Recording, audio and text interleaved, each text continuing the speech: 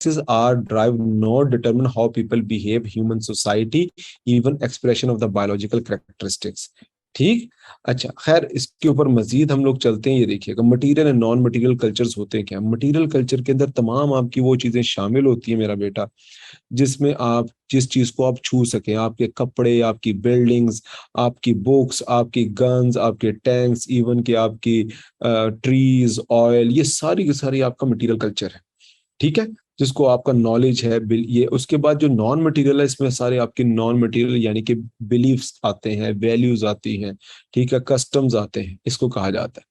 खैर, एक कल्चर होता है जिसको हम लोग कहते हैं यूनिवर्सल कल्चर। जानते हैं इसके यूनिवर्सल कल्चर के बारे में, जो पूरे all over the world same होता है। कौन सा कल्चर होता है? Custom and practices occur that across all society. वो कौन सी चीजें होती हैं जिसके अंदर आप कहते हैं कि गिफ्ट्स देना ये पूरी दुनिया का कल्चर है, शादी करना पूरी दुनिया का कल्चर है, बिलीफ पूरी दुनिया का कल्चर है, टैक्स पूरी दुनिया का कल्चर। तो खैर ये तो कानून भी है, लेकिन एक चीज याद रखना, एक और भी चीज जिसको हम लोग कहते हैं, जिसको कहते हैं ना, ये जो टैबूज है ये पूरी दुनिया के अंदर माना जाता है। टैबूज होते हैं एक्स्ट्रा मैरिटल अफेयर्स, इसको बुरा माना जाता है पूरी दुनिया के अंदर। कॉम्बिंग करना, कंघी करना, ये पूरी दुनिया का कल्चर है। ठीक है, तो ये कुछ चीजें जो होती हैं ऑल ओवर द वर्ल्ड मेरे बच्चों सेम होती है। अब कंपोनेंट्स ऑफ कल्चर के बारे हवाले से हम लोग पहले बात कर लेते हैं। कल्चर किन किन चीजों से मिलकर बना है। नंबर वन, पहली नंबर चीज होती है सिंबल्स। सिंबल क्या चीज होती है मेरे बच्चों? सिंबल होती है is anything that meaningfully represent something else. Symbol कोई भी ऐसी चीज जो मायने रखती हो। बिल फर्ज एक आप कपड़ा टांग देते हैं डंडे पे, आप कहते हैं भाई ये क्या? कहते हैं जनाब हमारा फ्लैग है। ओ, इस फ्लैग, इस परचम के साए तले हम एक है। ये सिंबल है जो आपको एनर्जी देता है, आपको सॉलिडेरिटी प्रोवाइड करता है, आपकी लॉयल्टी होती है उसके साथ। ठीक है, फ्लैग्स हो गया आपके सामने है, इवन कि अगर आपकी करेंसी आपका सिंबल है, आपके हीरोज आपके सिंबल्स हैं। ठीक है, अब सिंबल्स के हवाले से देखा जाए तो कुछ जेस्चर्स भी होते हैं जो सिंबल होते हैं कंफर्ट का एंड डिस्कंफर्ट का। अगर आप देखें तो हेड, बॉडी, हैंड, इससे आप उनको शो करते हैं कि अब विक्ट्री का निशान is a symbol of victory. Symbol, आप उसको ऐसे दो उंगलियां करें, तो आप किसी को करें तो वैसे उंगली करें तो बुरी बात होती है। ठीक है,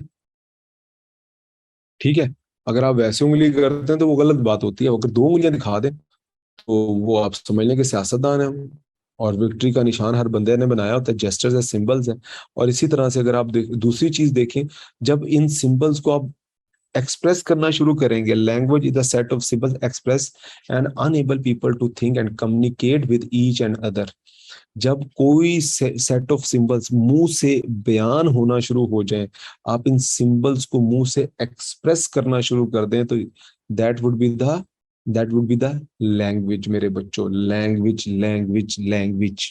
ठीक है, अब लैंग्वेज जो होती है ये इंसानों में खाली पाई नहीं जाती, बल्कि जानवरों में भी होती है। लेकिन जानवरों में क्या चीज होती है? अदर एनिमल्स अपना साउंड प्रोड्यूस करते हैं और एक दूसरे के साथ एक दूसरे को इकट्ठा करते हैं। प्लैनेट्स ऑफ द एप्स, वैसे तो मुझे पाकिस्तान की सियासत में भी ऐसे लगता है जैसे प्लैनेट्स ऑफ द एप्स हो, है ना। मूवी देखिए planets of the apps, part one, part two, part three देखी हुई है। ऐसे लगता है पाकिस्तान की सियासत में भी आपको प्लैनेट्स ऑफ द एप्स नजर आते हैं, बांदर आपस में लड़ रहे हैं पूरी ले। तो जेस्चर्स है, टच है, स्मेल है, कम्युनिकेट, एक दूसरे को मैसेज कन्वे करते हैं, जानवर भी उनके अंदर भी है। लेकिन वो लैंग्वेज हमें समझ नहीं आती, वो उनकी अपनी जाती लैंग्वेज है। अब यहाँ पर अगर आप देखें तो language and social reality, language आपकी पूरी रियलिटी बदल जाती है ना। लैंग्वेज आपकी पूरी रियलिटी बदलती है कि नहीं बदलती? पीके मूवी के अंदर आमिर खान क्या कहते हैं? कहते हैं अजीब है भाई, तुम्हारे यहाँ एक एक लफ्ज के कई कई मतलब है, मतबल है। कहते हैं जैसे कि तुम अच्छा ले लो, अच्छा हमें समझा रही है, अच्छा, अच्छा। ठीक है, कई उसके एक अच्छा के कई मतलब है, लंबा करके अच्छा, छोटा करके अच्छा। तो उसको कहते हैं Sapir Whorf hypothesis, language shape the view of reality and its speaker. कितनी जबरदस्त बात की है इसने। If people are able to think only through the laughing and the must preserve the thought, if the language actually shape the reality we perceive। ठीक हो गया? कहते हैं ना, अच्छा मेरी तरफ से हाँ है। कहता नहीं नहीं नहीं, दिल से हाँ नहीं बोली। कहता यार बोल दी, जुबान से बोल तो दिए। नहीं नहीं नहीं नहीं, एक्सप्रेशन अच्छे नहीं थे, शक्ल तो अच्छी बना। ठीक है, तो ये सब चीजें बहुत जरूरी होती हैं। अब लैंग्वेज और जेंडर के हवाले से अगर हम बात करें तो ये देखें, लैंग्वेज और जेंडर के अंदर भी बड़ा रिलेशनशिप होता है। अगर आप देखें तो आपको मैन का जो वर्ड है Grammarly, chairman, chairman, man kind, कभी सुना है वुमेन काइंड का वर्ड सुना है? कि वुमेन भी कभी काइंड होती है? वुमेन कभी काइंड हो ही नहीं सकती। क्यों? क्योंकि वुमेन ने बीवी बनना होता है, इसीलिए वो कभी काइंड नहीं हो सकती। हाँ, समझ आ गई। हाँ, चेयरपर्सन अब तो न्यूट्रल वर्ड आ गया ना। तो अगर किसी ने मुझसे पूछा कि सर वुमेन काइंड क्यों नहीं है, मैं कहा वुमेन इसलिए काइंड नहीं हो सकती क्योंकि कल को उसने बीवी बनना है, तो वो काइंड कैसे हो सकती है? तो वो काइंड तो हो नहीं सकती। ठीक हो गया। तो ये है बेसिकली। आप, हाँ, ये पूरी दुनिया में अगर, अच्छा ये भी यूनिवर्सल कल्चर है, पूरी दुनिया में हस्बैंड और वाइफ से रिलेटेड जोक्स कॉमन है पूरी दुनिया में। हमारे कॉमन जोक्स तो कॉमन है कि नहीं है? अगर आप रील्स देखते हैं, इंस्टाग्राम पर रील्स देखते हैं, वो पूरी दुनिया में जोक्स जो होते हैं वो कॉमन होते हैं पूरी दुनिया में। ठीक हो गया। तो पूरी दुनिया के हस्बैंड, हमें समझ तब आती है जब पूरे हस्बैंड, सारे के सारे हस्बैंड अपनी बीवियों से डरते हैं। ये जोक बन जाता है यार, ये तो बहुत डरता है, अपने बीवी से डरता है। ये देखिए, अब ये टीचर है, teacher teacher, chairman, chair women female, और न्यूट्रल टर्म क्या है? चेयरपर्सन, जैसे कि भी शाहजेब ने कहा। कांग्रेसमैन है, कांग्रेस वुमेन है, रिप्रेजेंटेटिव है।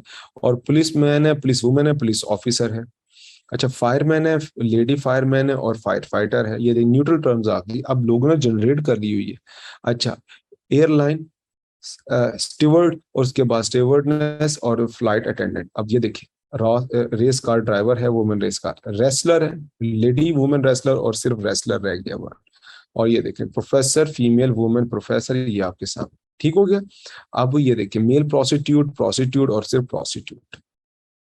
ये अब न्यूट्रल टर्म्स यूज की जाती हैं, कोशिश की जाती। और मैं आपको इस किताब का हवाला दूं तो इस किताब के अंदर खवातीन का इस्तेमाल पहले किया जाता है, पहले किया जाता है इस किताब के अंदर।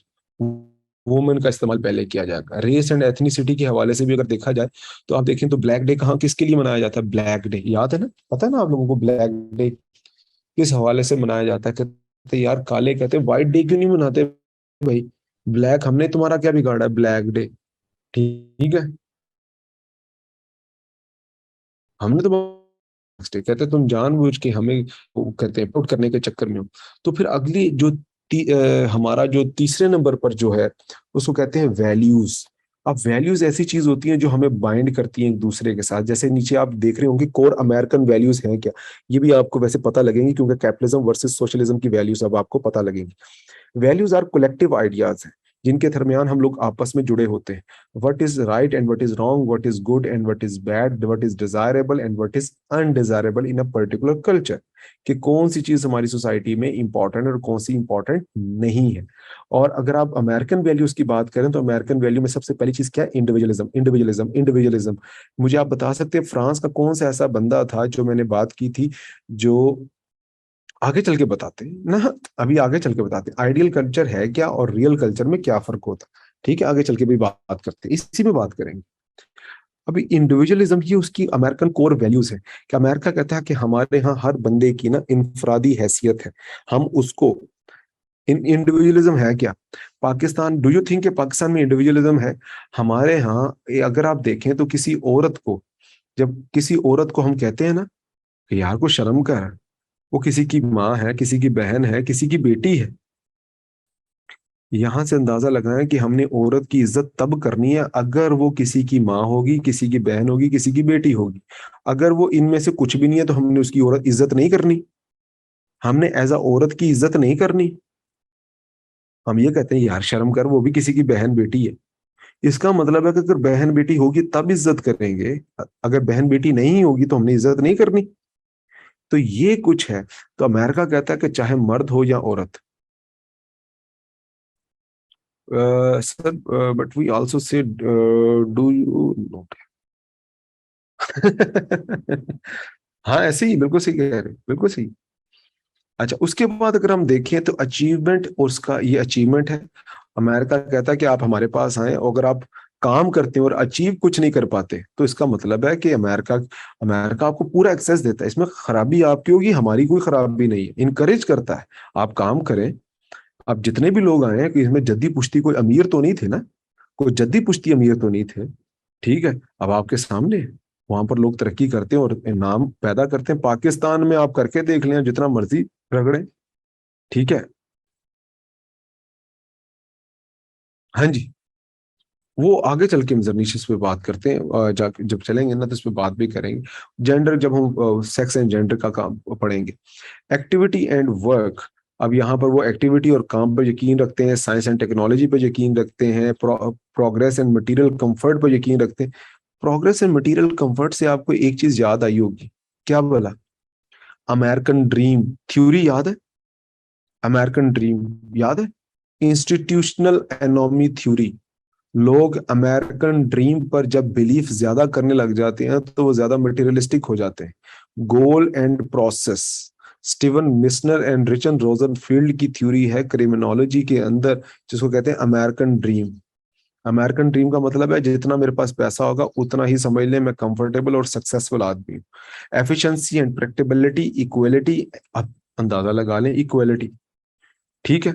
और उसके बाद मॉरल एंड ह्यूमैनिटेरियनिज्म, ये आपको इनके अंदर नजर आएगा। फ्रीडम एंड लिबर्टी नजर आएगा। Racism and the group security, ये उनकी वैल्यूज है, ठीक है। अब वैल्यू कंट्राडिक्शन आपको क्या नजर आती है? क्या नजर आती है? वैल्यू कंट्राडिक्शन आपको क्या नजर आती है? एक तो आप कहते हैं आपकी सबसे नंबर वन चीज क्या है जी? एक तो आप इनको कहते हैं कि जी आपकी सोसाइटी के अंदर ह्यूमैनिटेरियनिज्म है और साथ इंडिविजुअलिज्म है। जब इंडिविजुअलिज्म आ गया तो ह्यूमैनिटेरियनिज्म कहाँ से आएगा? ये तो सबसे बड़ा मसला है। अब यहाँ पर असद ने जैसे पूछा था कि sir ideal versus real culture क्या होता है। देखो, आइडियल कल्चर वो होता है जिसको हमने अचीव करना अपना टारगेट माना होता है। Ideal refer to the values and standard behaviour the people in the society prove to hold. Real culture में जो फॉलो कर रहे होते हैं। आइडियल कल्चर हमारे यहाँ, जैसे हम कहते हैं ना, आइडियल स्टेट हमारे यहाँ वो मदीना की रियासत है, लेकिन रियल कल्चर में हम पाकिस्तान में रह रहे हैं, उसके मुताबिक जिंदगी गुजार रहे हैं। इसको रियल और आइडियल कल्चर कहते हैं। आइडियल कल्चर, इसको यूटोपियन कल्चर भी कहते हैं। There would be no discrimination between the blacks and the white, women और वुमेन, ठीक है। और किसी भी एज ग्रुप के दरमियान, किसी भी शख्स के दरमियान कोई भी नफरत नहीं होगी, एक पॉजिटिव कल्चर होगा, ठीक है। लेकिन रियल कल्चर में ऐसा मुमकिन नहीं है। और उसके बाद अगर आप देखा जाए तो आखिरी चीज क्या है जिसको हम लोग कहते हैं नॉर्म्स। नॉर्म्स के हवाले से मैं इसके ऊपर थोड़ा सा मैं टाइम लूंगा आप लोगों का। नॉर्म्स इसको कहते हैं स्टैब्लिश्ड रूल्स ऑफ बिहेवियर और स्टैंडर्ड्स ऑफ कंडक्ट, कि हमने बिहेव कैसे करना है सोसाइटी में। अब बिहेव करने के दो अंदाज होते हैं, एक इसको कहते हैं फॉर्मल नॉर्म्स, एक है इनफॉर्मल नॉर्म्स। अब फॉर्मल नॉर्म्स क्या होते हैं कि हमने रूल्स एंड रेगुलेशन जो रिटन फॉर्म में मौजूद होते हैं, फॉर्मल रूल्स एंड रेगुलेशंस होते हैं, उसको हम कहते हैं फॉर्मल नॉर्म्स। जो रिटन फॉर्म में होते हैं जिसको हम लॉ भी कहते हैं दूसरे अल्फाज में।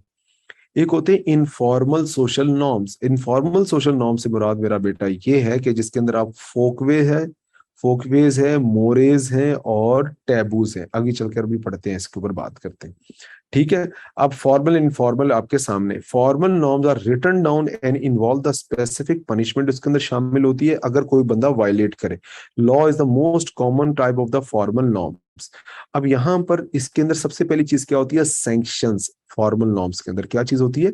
Sanctions are reward for the appropriate behaviour और penalties for the inappropriate behaviour. Sanctions are or rewards for appropriate behavior और penalties for inappropriate behavior। ये याद रखें। क्लियर? अच्छा, positive sanctions include the prize, honour, medal for the conformity of to specific norms. Negative sanctions range for the mild disapproval to the death penalty, to the death penalty.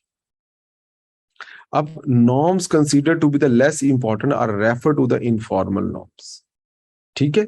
अब ये देखें ना, ऊपर हमने बात की थी अगर आप इसको फॉलो नहीं करेंगे तो डेथ पेनल्टी आपको मिलेगी। इनफॉर्मल सोशल नॉर्म में जो सबसे पहली चीज आती है ना बेटा, उसको कहते हैं फोक वेज। ये डेली कस्टमरी बिहेवियर होते हैं। आपने फोक सॉन्ग के बारे में सुना? फोक सॉन्ग्स के बारे में सुना आपने? are informal norms or everyday customs that may be violated without serious consequences, जिसको आप कहते हैं ना क्लोथिंग। कपड़े पहनना, कपड़े पहनना। कहते यार तुम, यार ये को कपड़े पहन, यार मैं सॉरी यार, मैं मेरी आंख लेट खुली है, मैं इसीलिए इस कपड़ों में आ गया। तो कहते हैं चलो कोई बात नहीं, आओ बैठो। ठीक है। अब बिल फर्ज कहते हैं कि यार मैं, ये क्लास से लेट हो रहा था तो मैंने ब्रश नहीं कर सका, ब्रश नहीं कर सका, कोई बात। फोक वेज की खिलाफ वर्जी होगी, कोई बात नहीं। ये डेली कस्टमरी बिहेवियर होते हैं कि कपड़े कैसे पहनने हैं, साफ सुथरा कैसे रहना है, कैसे बात करनी है, these are the folk veg.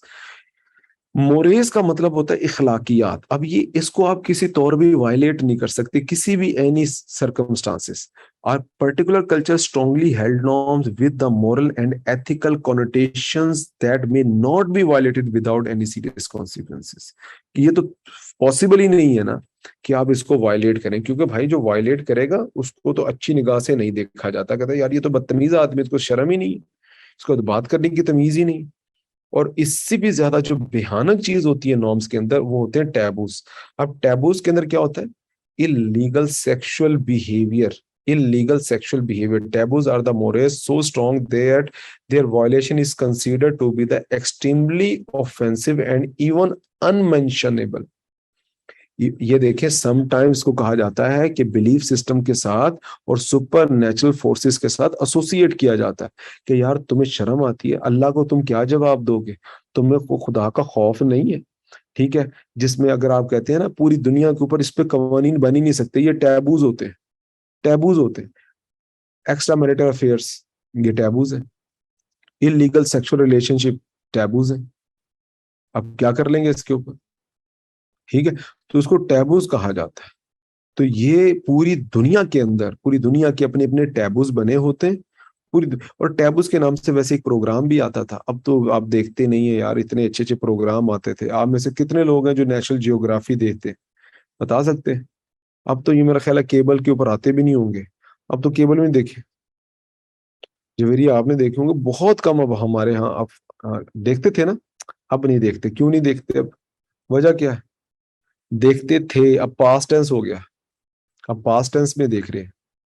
अब स्मार्ट टीवी है, स्मार्ट टीवी के ऊपर बेटा अब मोबाइल है, मोबाइल में देख लिया करो। ये सीजन से ज्यादा बेहतर होते हैं। हिस्ट्री के चैनल, हिस्ट्री का चैनल, नेशनल ज्योग्राफी, नेट जियो, इनको जरूर फॉलो किया करो। ये बहुत शानदार चीजें होती है, दुनिया के नए नए कल्चर्स के बारे में आपको पता लगता है कि how to behave, how to wear their dresses, ये तमाम चीजें हैं। ये अनमेंशनेबल होते हैं। आप ये बताएं कि क्या आपके अम्मी अब्बू ने क्या आपको कभी सेक्सुअल रिलेशनशिप के बारे में बताया? जब आप बड़े हुए ना तो आपको इधर उधर से पता लग गया, अदरवाइज अम्मी अब्बू ने कभी नहीं बताया था आप। ठीक है। वो टैबू समझते थे, कहते नहीं ये बताना ही नहीं है बच्चों को, हाँ ये गंदी बातें होती, हम तो नहीं बता सकते इसको, हम तो नहीं बता सकते। वो आपको इधर से पता लगता है। सर पहले ड्रग स्मगलिंग वाले शो भी आते थे इसमें। हाँ जी बिल्कुल, अपनी सारी की सारी स्टोरी सुनाते थे, ये सब चीजें थी उसमें। एक एक उसमें हमारे यहाँ अब सोसाइटी के अंदर, खासकर पाकिस्तानी सोसाइटी में, तो उसकी जगह ये टॉक शोज ने ले ली है, सियासतदानों ने ले ली, और आउटपुट कुछ भी नहीं है। अनफॉर्चुनेटली हमारा इसका आउटपुट कुछ भी नहीं है। ठीक है। ओ सॉरी, किधर चले गए?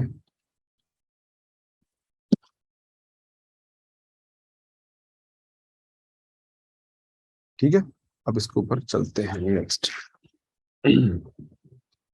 नेक्स्ट अगर हम इस पे पार्ट की तरफ चलें, तो अब कल्चर तब्दीली कैसे आती है, जरा पहले इसको देख लेते हैं।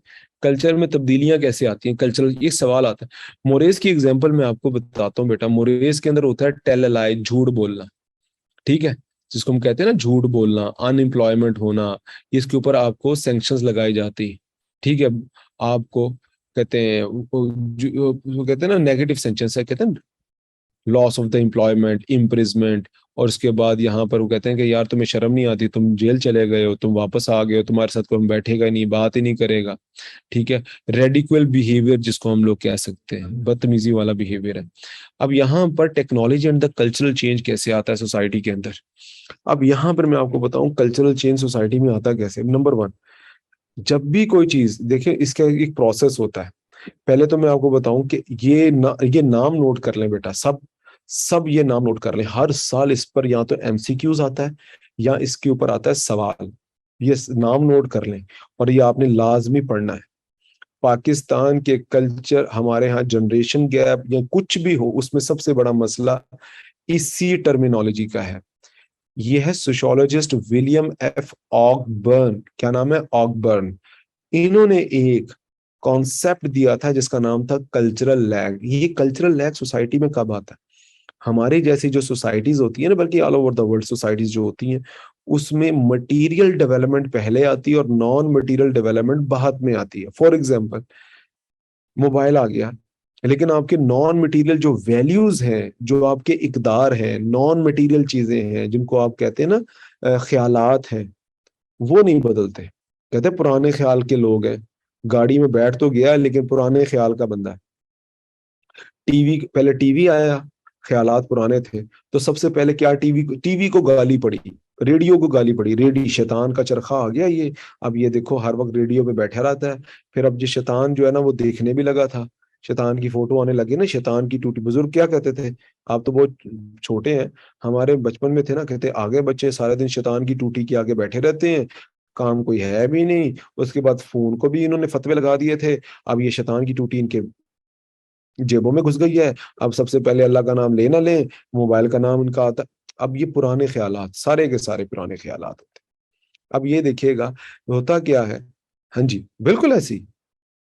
हाँ जी, अब देखें ना, all gap between technical development of the society and it's moral and legal institution, एक गैप आ जाता है। Sir they will do it the same, हाँ बिल्कुल ऐसी, वो खुद ऐसे करते हैं, खुद ऐसे करते हैं, बिल्कुल। मैं आपको एक और भी बताऊं कि ये हर सोसाइटी में ऐसा होता है। मटेरियल डेवलपमेंट आ जाती है पहले, लोगों के अभी ख्यालात पुराने होते हैं, पुराने ख्यालात के लोग होते हैं। यही वजह होती है कि in other words culture lag occur when the material culture changes faster. Material culture तेजी से तब्दील हो रहा होता है then the non material culture, that's creating the lag between two cultural components. कि टेक्नोलॉजी पहले आ रही है, हमारे नॉन मटेरियल जो कल्चर है ना वो नहीं बदल रहा। ठीक है। अब यहां पर हम लोग इसके एक प्रोसेस की बात करते हैं, जरा प्रोसेस लिखिएगा। नंबर वन, जो चेंज का प्रोसेस है ना, वो पहले नंबर पे होता है डिस्कवरी, लिख लीजिएगा।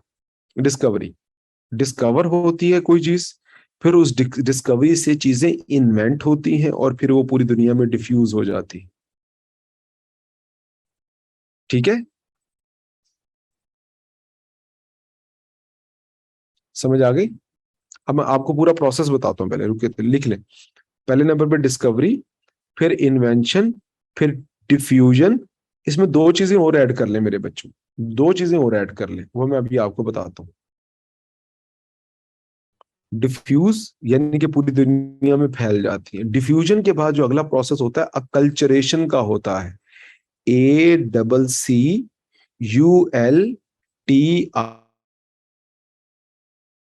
UTIO, acculturation. कल ACC, कल्चरेशन को लिख के ना उससे पहले AC लगा दीजिएगा, अकल्चरेशन। इसमें ये होता है कि जब दो कल्चर एक दूसरे के साथ इंटरेक्ट करते हैं, एक्सचेंज करते हैं अपना कल्चर। ठीक है, जैसे कि इंडिया और पाकिस्तान का कल्चर अब एक्सचेंज होता है, हम कुछ चीजें वो हमारी ले लेते हैं, हम कुछ चीजें हम उनकी ले लेते हैं, और आखिर में जो प्रोसेस होता है उसका नाम होता है असीमिलेशन। ASS से शुरू होता है, असीमी, ASS IMILITION, असीमिलेशन, असीमिलेशन। जब एक कल्चर दूसरे के ऊपर डोमिनेट हो जाता है, यानी कि दूसरे अल्फाज में जब एक कल्चर दूसरे कल्चर को हजम कर लेता है। समझ आ गई? आज हम लोग असिमिलेट, एब्जॉर्ब हो गए हैं इंटरनेशनल कल्चर के अंदर। हमारी जिंदगी में रमजान के अंदर हमारा रोजा तब तक खुलता नहीं है जब तक कि उसके अंदर फ्राइड चिकन या पेप्सी, कम से कम पेप्सी और 7 अप की बोतल मौजूद ना हो। ऐसे ही है ना? अब ये हमारे कल्चर का पार्ट बन चुकी है।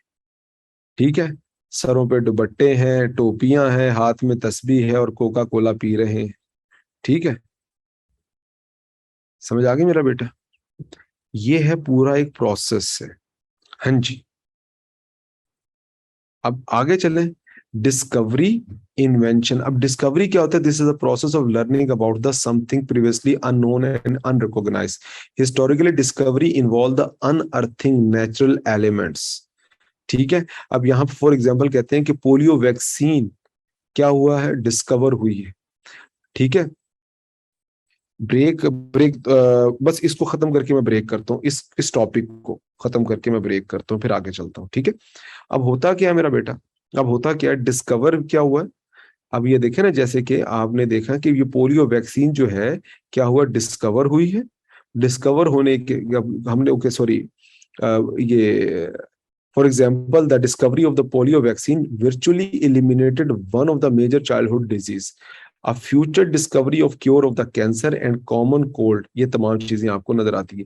फिर उसके बाद क्या होती है? Invention, the process of reshape existing cultural item into new forms. अब यहाँ पर गन है, वीडियो गेम्स हैं, ये एरोप्लेन्स हैं, ये इन्वेंशन हो रही है। फर्स्ट अमेंडमेंट राइट्स आपको इसमें नजर आते हैं। और उसके बाद फिर क्या होता है? डिफ्यूजन होता है। अब ये diffusion is a transmission of cultural item and the social practices from one group और सोसाइटी टू द अनदर। पूरी दुनिया में इस फैल जाता है। ये आपके सामने क्या चीज है? through the means the exploration of the military endeavor, the mass और the media, tourism, immigration, ये तमाम चीजें पूरी दुनिया में फैलना शुरू हो जाती है। इसको कहते हैं आपकी डिफ्यूजन। और आसान करके बता दूं, देखो सबसे पहले रबड़ डिस्कवर हुआ। रबड़ से क्या चीज इन्वेंट हुई? टायर। टायर पूरी दुनिया में डिफ्यूज हुआ। अब वो बहुत सारे कल्चर ने ऑप्ट किया। अब हम उस कल्चर के अंदर असिमिलेट हो गए। एक्चुअल में इस ग्लोबल वर्ल्ड में जितने ताकतवर, इकोनॉमिकली ताकतवर ममालिक थे, हम उसके कल्चर के अंदर असिमिलेट हो चुके हैं। हम केएफसी खाते हैं, हम पिज्जा हट जाते हैं, मैकडोनल्ड्स खाते हैं। ठीक है। हम एप्पल यूज करते हैं, हम सैमसंग यूज करते हैं, गूगल सर्विसेज अडॉप्ट करते हैं। तो हमारा अपना है क्या गया? रह क्या गया हमारा? वही एक पीली जर्द शक्लें रह गई हैं ना। बाकी सब चीजें तो हम लोग कोकोनट बन चुके हैं। जिसको किसने कहा था वैसे कोकोनट? हम इस कौम को कोकोनट बना देंगे। हम्म। किसने कहा था? ये किसके अल्फाज थे? किसी बड़े आदमी के। जिसने कहा कि हम इन सब कॉन्टिनेंट के लोगों को कोकोनट बना देंगे। किसने कहा था? लॉर्ड माउंटबेटन ने। कहते हैं ये basically these are the coconuts. ऊपर से तो ये ब्राउन दिखते हैं, अंदर से ये वाइट। ये याद रखना। ठीक है। तो हम लोग पूरी दुनिया का जो ताकतवर का कल्चर था, उसको हमने अडॉप्ट कर लिया। आप मुझे बताएं, पाकिस्तान के अंदर किस ड्रामे के अंदर आपको ब्लैक कलर नजर आता है? या शायद मैंने आपसे जिक्र किया था, कहीं आपने देखा है पंजाब के अंदर आपको इतना गोरे रंग का जट मिलता हो? जट समझते हैं? जट, जट का रंग ना काले तांबे जैसा होता है। फवाद खान जैसा रंग नहीं होता उसका। नूरी नतकर जो रंग है ना, हाँ जी, नूरी वो हाँ जी। और आप ये देख लें कि कभी आपने जटनी देखी है इतनी पतली? उस दौर में जटनी, वो तो इतनी मोटी होती थी। ठीक है। आपके सामने ये किस कल्चर की प्रमोशन चल रही है? ये किस कल्चर की प्रमोशन चल रही है? वेस्ट की चल रही है ना। यहाँ पर काली औरत को नौकरानी दिखाया जाता है। काली औरत को, काले शख्स को मुलाजिम दिखाया जाता है, या जलील इंसान दिखाया जाता है, जो सोसाइटी में बेचारा जलील हो रहा होता है, जगह जगह थप्पड़ खा रहा होता है। जरा सा गोरा रंग हो जाता है तो चाहे वो क्रिमिनल ही क्यों ना हो, वो डोमिनेट कर जाता है। हाँ जी, गरीब, गरीब जलील तो फिर गरीब ही होता है ना बेटा। ठीक है। साहब जी, साहब जी बोलता है, साहब जी।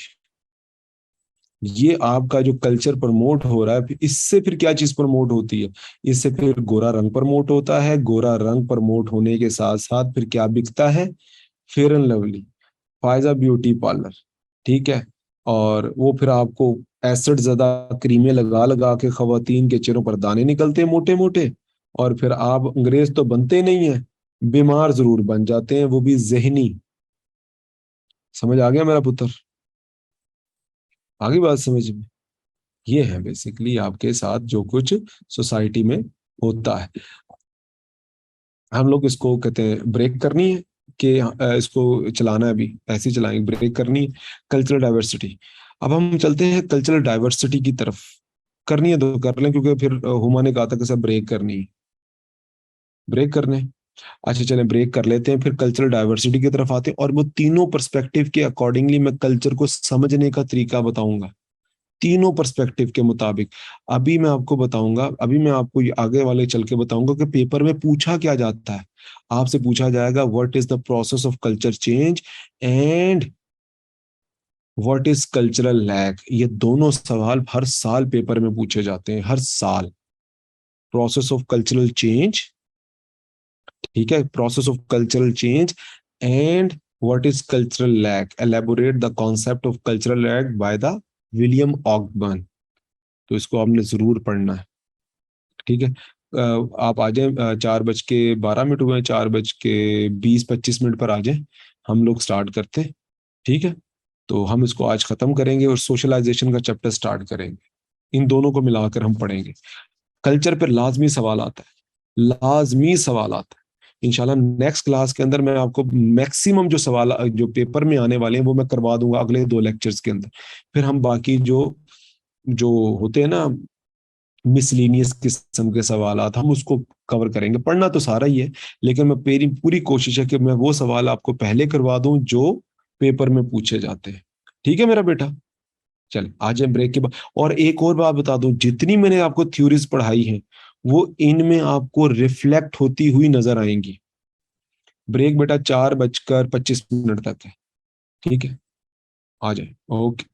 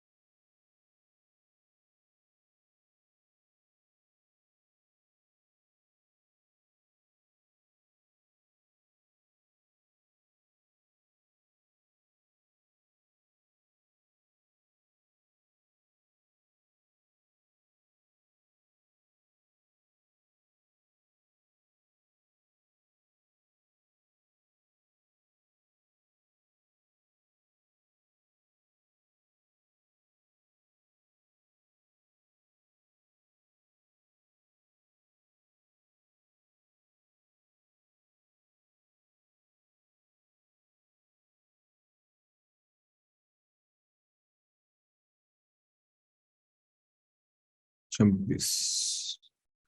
अच्छा बेटा, कल्चरल डाइवर्सिटी के हवाले से अगर हम देखा जाए तो नेशंस के दरमियान बहुत सारी कल्चरल डाइवर्सिटीज भी होती हैं। कुछ सोसाइटीज होती हैं जिनमें होमोजीनियस टाइप के लोग रहते हैं, एक ही तरह के। अगर आप देखें तो आपको स्वीडन में एक ही तरह के लोग रहते हुए नजर आएंगे। आपको इंडिया पाकिस्तान में एक ही तरह के लोग आपको रहते हुए नजर आएंगे, उनमें कोई इतनी कोई डाइवर्सिटी, आपको डाइवर्सिफिकेशन नजर नहीं आती। अब ये इसको कह लें कि होमो, जहाँ पर लोगों की जो बेसिकली शेयर्ड कॉमन कल्चर एक शेयर करते हैं। अब बांग्लादेश को भी देख लें तो वहां पर भी आपको होमोजेनियस सोसाइटी, जिसमें नाम एक है। मैं बांग्लादेश का नाम इसलिए लेता हूँ कि बांग्लादेश में इतनी ज्यादा डाइवर्सिटी नहीं जितनी कि आम लोगों में होती है। जैसे स्वीडन का यहाँ पर सबसे बड़ा नाम उन्होंने लिया, स्वीडिश स्वीडन हो गया। इवन के स्विट्जरलैंड वाले लोग भी जो है ना, वो भी होमोजीनियस पॉपुलेशन है, एक ही तरह के लोग हैं, कभी ये जंग में लड़े ही नहीं है। स्विट्जरलैंड ने कभी जंग में शमूलियत इख्तियार नहीं की है ना, ये हमेशा न्यूट्रल रहे। होमोजेनियस सोसाइटी में यहाँ पर क्या होता है, people who share the common culture, who typically from the similar social, religious and the political economic background इनका होता है। हेट्रोजीनियस सोसाइटीज जो होती है ना मेरा बेटा, इसके अंदर होता ये है कि मल्टीपल रिलीजन के, मल्टीपल इनकम लेवल के लोग, रेस और एथनिसिटी के लोग आपको नजर आते हैं। ठीक है, हेट्रोजीनियस सोसाइटी। अमेरिका सबसे बड़ी हेट्रोजीनियस सोसाइटी की एग्जाम्पल आपको नजर आता है, और ये इसके अंदर अगर आप देखें तो ये आपको इसकी डाइवर्सिफिकेशन नजर आती है। रिलीजन देख लें, आपको 2.5% जिसमें जूइस नजर आएंगे, क्रिश्चियनिटी 3.3 है, प्रोटेस्टेंट्स हैं, ब्लैक 7.8 है। उसके बाद अगर आप देखें मेन लाइन प्रोटेस्टेंट्स 18% आपको नजर आते हैं। और इवेंजिकल, जिसको इवेंजिकल प्रोटेस्टेंट्स 25% नजर आते हैं। नॉन रिलीजियस 18%, रोमन कैथोलिक्स आपको 23% आपको नजर आते हैं। ये इसकी रिलीजियस है, हाउस होल्ड इनकम के हिसाब से, रेस एंड एथनिसिटी के हिसाब से है। व्हाइट आपको 68% आपको नजर आते हैं। नेटिव, उसको नेटिव अगर आप देख लें और दूसरे देख लें, अफ्रीकन अमेरिकन को देख लें, ये आपको डिफरेंट लेवल पे हेट्रोजीनियस सोसाइटीज नजर आती। बड़ी कलरफुल सोसाइटी है अमेरिका की। ठीक है, अमेरिका की सोसाइटी बहुत कलरफुल है। आगे चलते हैं। तो इसके अंदर अगर हम बात करें तो सब कल्चर क्या होता है? सब कल्चर मेरा बेटा इसको कहा जाता है जहां पर a category of people who share the distinguish attributes, जिनके एट्रीब्यूट्स बड़े मुख्तलिफ होते हैं, बिलीफ और वैल्यूज, लेकिन लेकिन लेकिन लेकिन वो एक सिग्निफिकेंट और डोमिनेट कल्चर को मानते भी हैं। जैसे कि केपीके का कल्चर इज अ सब कल्चर ऑफ पाकिस्तान, सिंध का कल्चर, बलूचिस्तान का कल्चर, ये पंजाब का कल्चर, कश्मीर का कल्चर, गिलगित बल्तिस्तान का culture, these are the subcultures of Pakistan, जिनकी अलहदा डिस्टिंग्विश एट्रीब्यूट्स हैं, बिलीफ हैं, वैल्यूज हैं, नॉर्म्स हैं। ठीक है, लेकिन ये डोमिनेट कल्चर के अंदर रहते हैं। अब यहाँ पर अगर हम बात करें नेक्स्ट पे, तो यहाँ पर एक नाम आपने सुना होगा, काउंटर कल्चर। नाम सुना इसके बारे में, काउंटर कल्चर? काउंटर कल्चर कौन सा होता है? जो बिल्कुल ऑपोजिट होता है डोमिनेट कल्चर से। यानी कि ये समझ लें कि बागियाना कल्चर, क्या नहीं लें इसको, बागियाना कल्चर हम नहीं मानते भाई। Talibanisation, counter culture is that strongly reject the dominate culture values and norms and seeks alternative lifestyles। वो कहते हैं कि हम नहीं मानते तुम्हारे कल्चर को, ना ही तुम्हारी वैल्यूज को मानते हैं, और वो रिजेक्ट करते हैं डोमिनेट सोसाइटल वैल्यूज को एंड नॉर्म्स को, एंड सीक्स अल्टरनेटिव लाइफस्टाइल्स, और अपना नया अल्टरनेटिव लाइफस्टाइल्स बनाते हैं। ठीक, इसको काउंटर कल्चर भी कहते हैं। ये टर्मिनोलॉजीज याद रखिएगा। पाकिस्तान में कहते हैं ना काउंटर कल्चर्स बन रहे हैं भाई, डिफरेंट किस्म के। फिर एक अगर आप देखें तो आपको नजर आता है कल्चरल शॉक।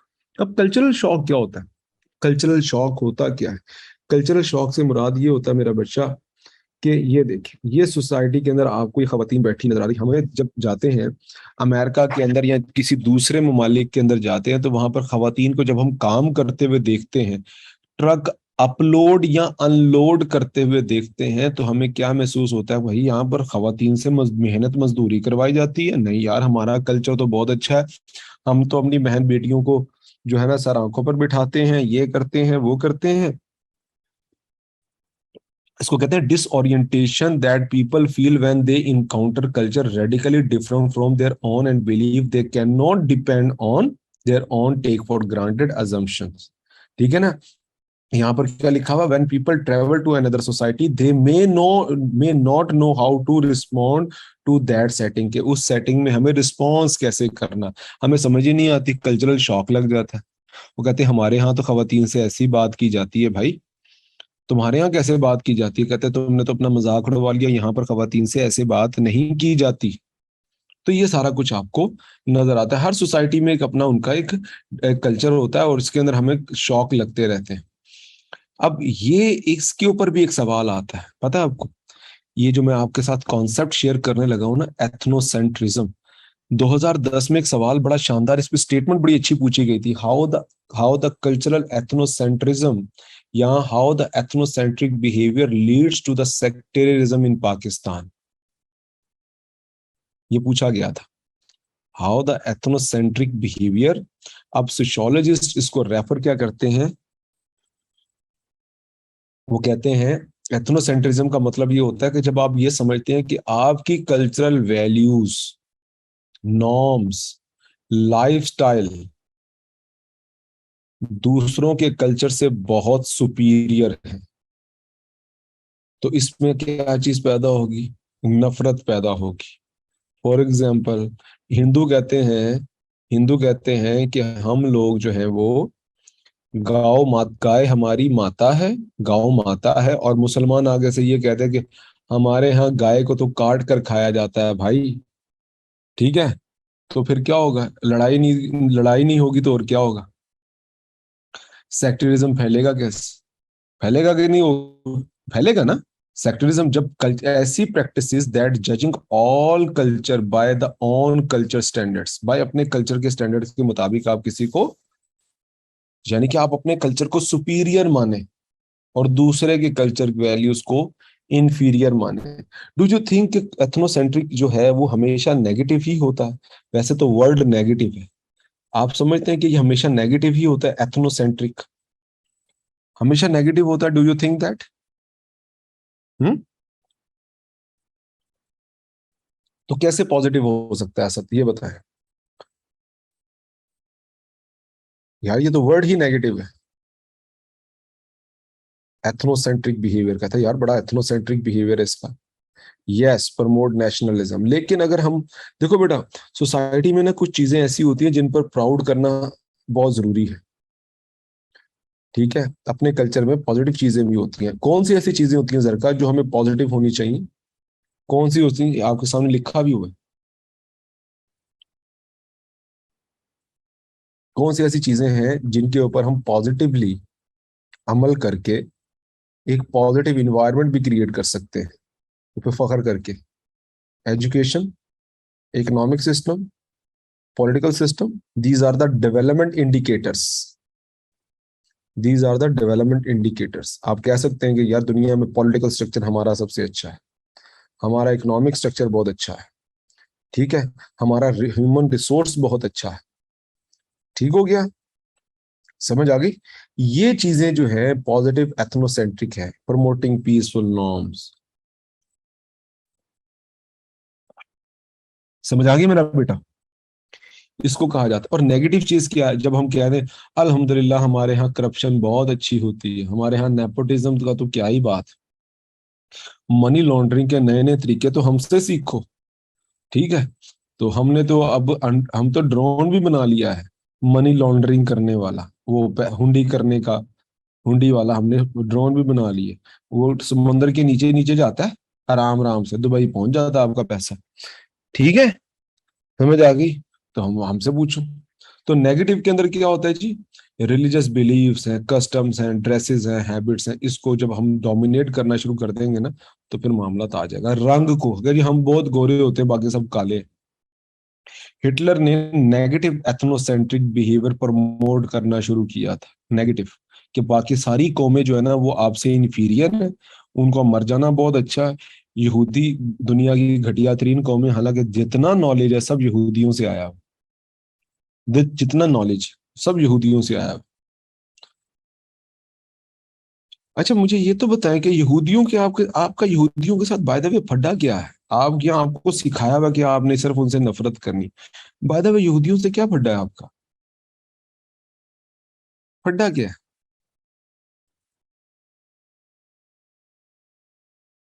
साजिश, क्या साजिश की है असद? क्या साजिश की है?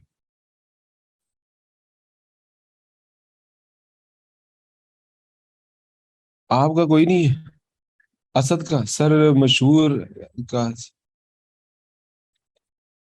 मुसलमानों का जवाब, और जान दे यार, जितनी कोटिन बेचारों को पड़ी है सर वही। सर वो है जो अमेरिका के साथ। और नहीं यार, ये भी और किस, कोई मसला बताएं, असल मसला क्या है इनके साथ? चले, मैं इस हद तक तो इसराइल को नहीं मानता कि वो खिलाफ कानून एक मुल्क है, मैं इसको नहीं मानता, वाकई नहीं मानता, लेकिन एज सच यहूदियों के साथ हमारा फड्डा क्या है? एज सच क्या फड्डा है? नंबर वन, वो मुशरिक तो है नहीं, एक खुदा की इबादत करते हैं। आगे चले। हाँ, किसने कह दिया खुदा का नाम माने? मुनकरीने खुदा, खुदा का खौफ करें यार, क्या हो गया?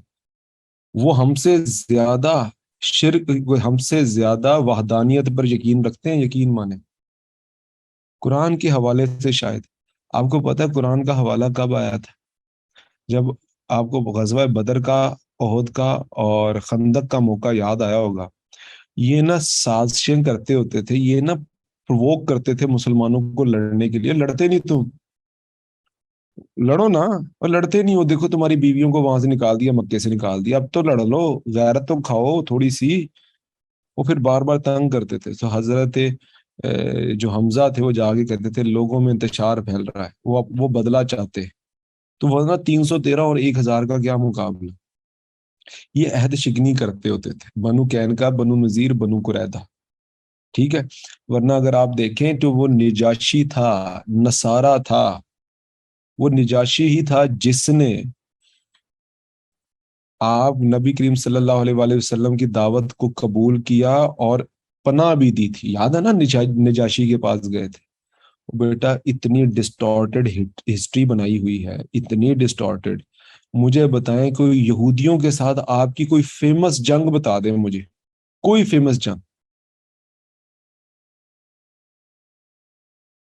हाँ, यही तो मैं आपसे कहता।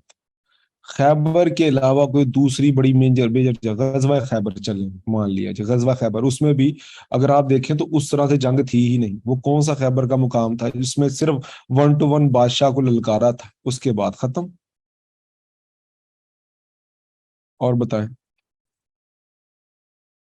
फिजिशियन मूवी देखिएगा, ये कभी भी ऐसे एज सच नहीं लड़े हैं, एज सच ये लड़े नहीं कभी।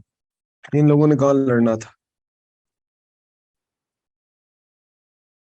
ये लोग लड़ते लुड़ते कोई नहीं है ये, लड़ते लुड़ते नहीं है ये लड़ने वाली कौम ही नहीं है। इन्होंने तो अपने पैगंबर को कह दिया था, जा जाके खुद ही लड़ो जाके। लो। और जायनिस्ट, ओहो, अल्लाह आपका भला करे।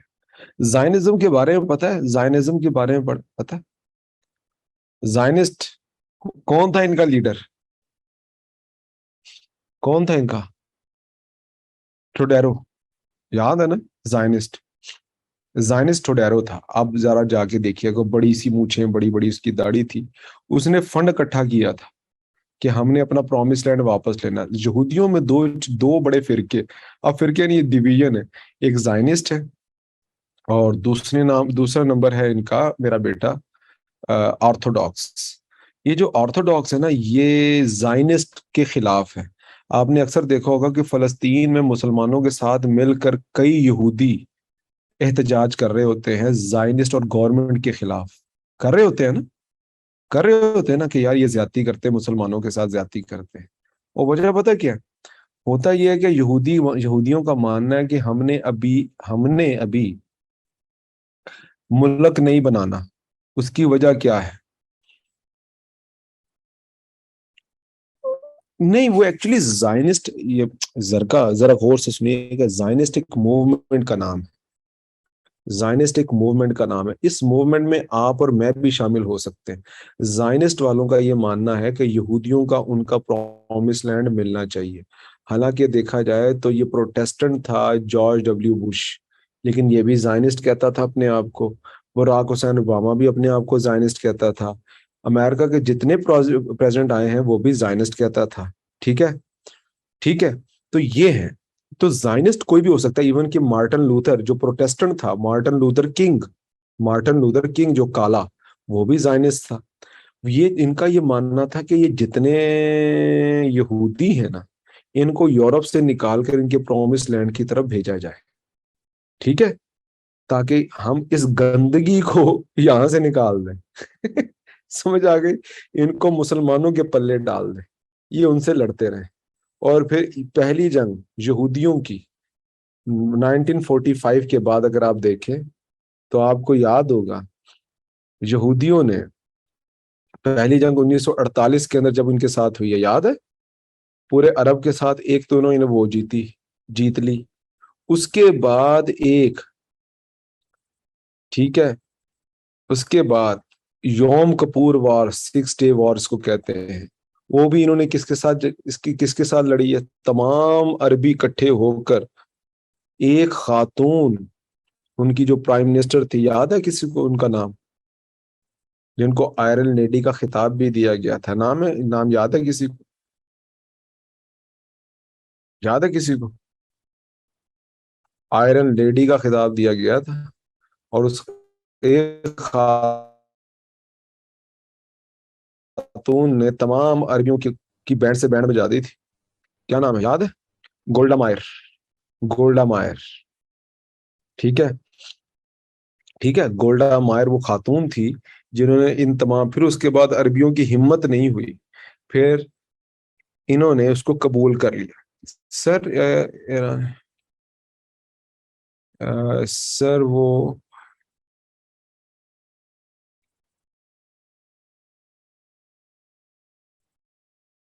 लड़ने वाली कौम नहीं है, उन अब तो सबिहा, ये लड़ने वाली कौम पहले नहीं थी, लेकिन अब ये कहते हैं कि हम बर्दाश्त नहीं करेंगे। एक्चुअली इनके ऊपर जो लानत की गई है ना, ये कभी इक्तदार में आ नहीं सकते, इनको छोटी छोटी जगहों पर ही रहना पड़ेगा। ये जब से इसराइल का कयाम हुआ है ना, तो इन लोगों को उन्होंने कहा कि अब हम प्रोटेक्ट करेंगे अपने आप को।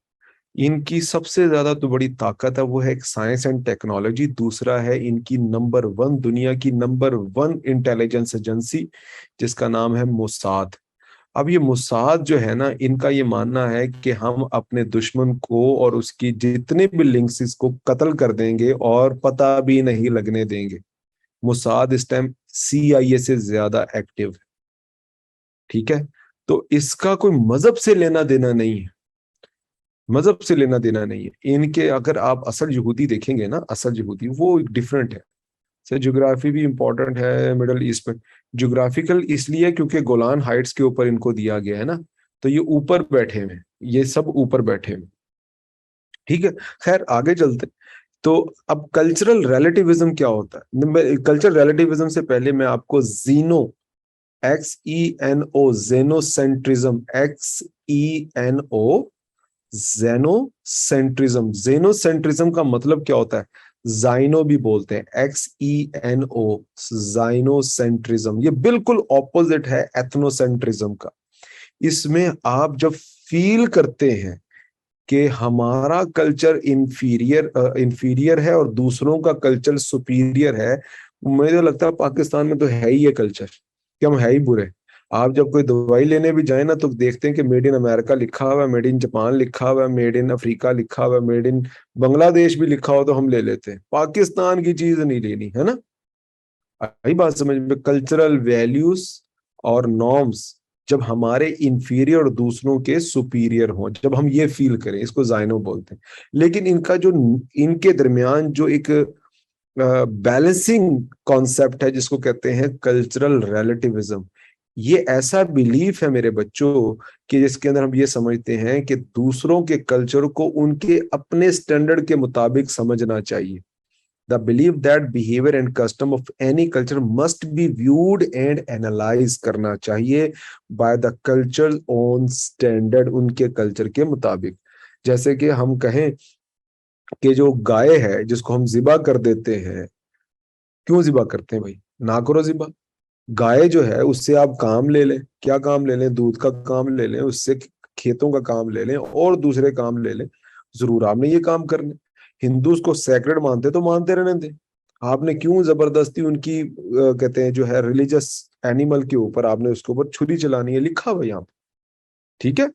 तो वो कहते हैं कि हमारी गुर्बत दूर करने का सबसे बड़ा हल ही यही है। एक बंदे के पास अगर 2 गाय है ना, तो उसका अच्छा खासा घर चल जाता है, पता है ना, वो खाती घास फूस है और देती दूध है। तो तुम्हें कहते हैं तुम्हें तकलीफ क्या भाई, क्यों काटते? तो इसलिए कहते हैं किसी को अगर उसके कल्चर के मुताबिक समझना, इसको कहा जाता है आपका कल्चरल रेलेटिविज्म, उसके मुताबिक उसको समझने की कोशिश करें। अब यहाँ पर अगर हम देखा जाए ग्लोबल पॉपुलर कल्चर के हवाले से, there are 2 types of culture, high culture और पॉपुलर कल्चर। पॉप म्यूजिक को पॉप क्यों कहते हैं? पॉप म्यूजिक जो है उसको पॉप म्यूजिक क्यों कहा जाता है? क्योंकि वो पॉपुलर कल्चर की रिप्रेजेंटेशन करता है, पॉपुलर कल्चर की। जिशान उसमें यही होता है कि पॉपुलर कल्चर में क्या क्या चीजें शामिल है, पहले इसको देख लेते हैं। Consist of the activities, product, services that are assumed appeal primarily to the member of middle and working class society.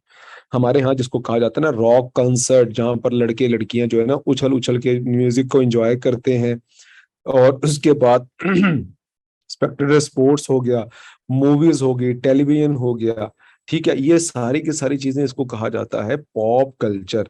जबकि हाई कल्चर के अंदर आपको क्लासिकल म्यूजिक और इसके अंदर आपको कॉन्टिनेंटल फूड्स, थिएटर, ये तमाम चीजें आपको जो एलीट ऑडियंस सुनती है।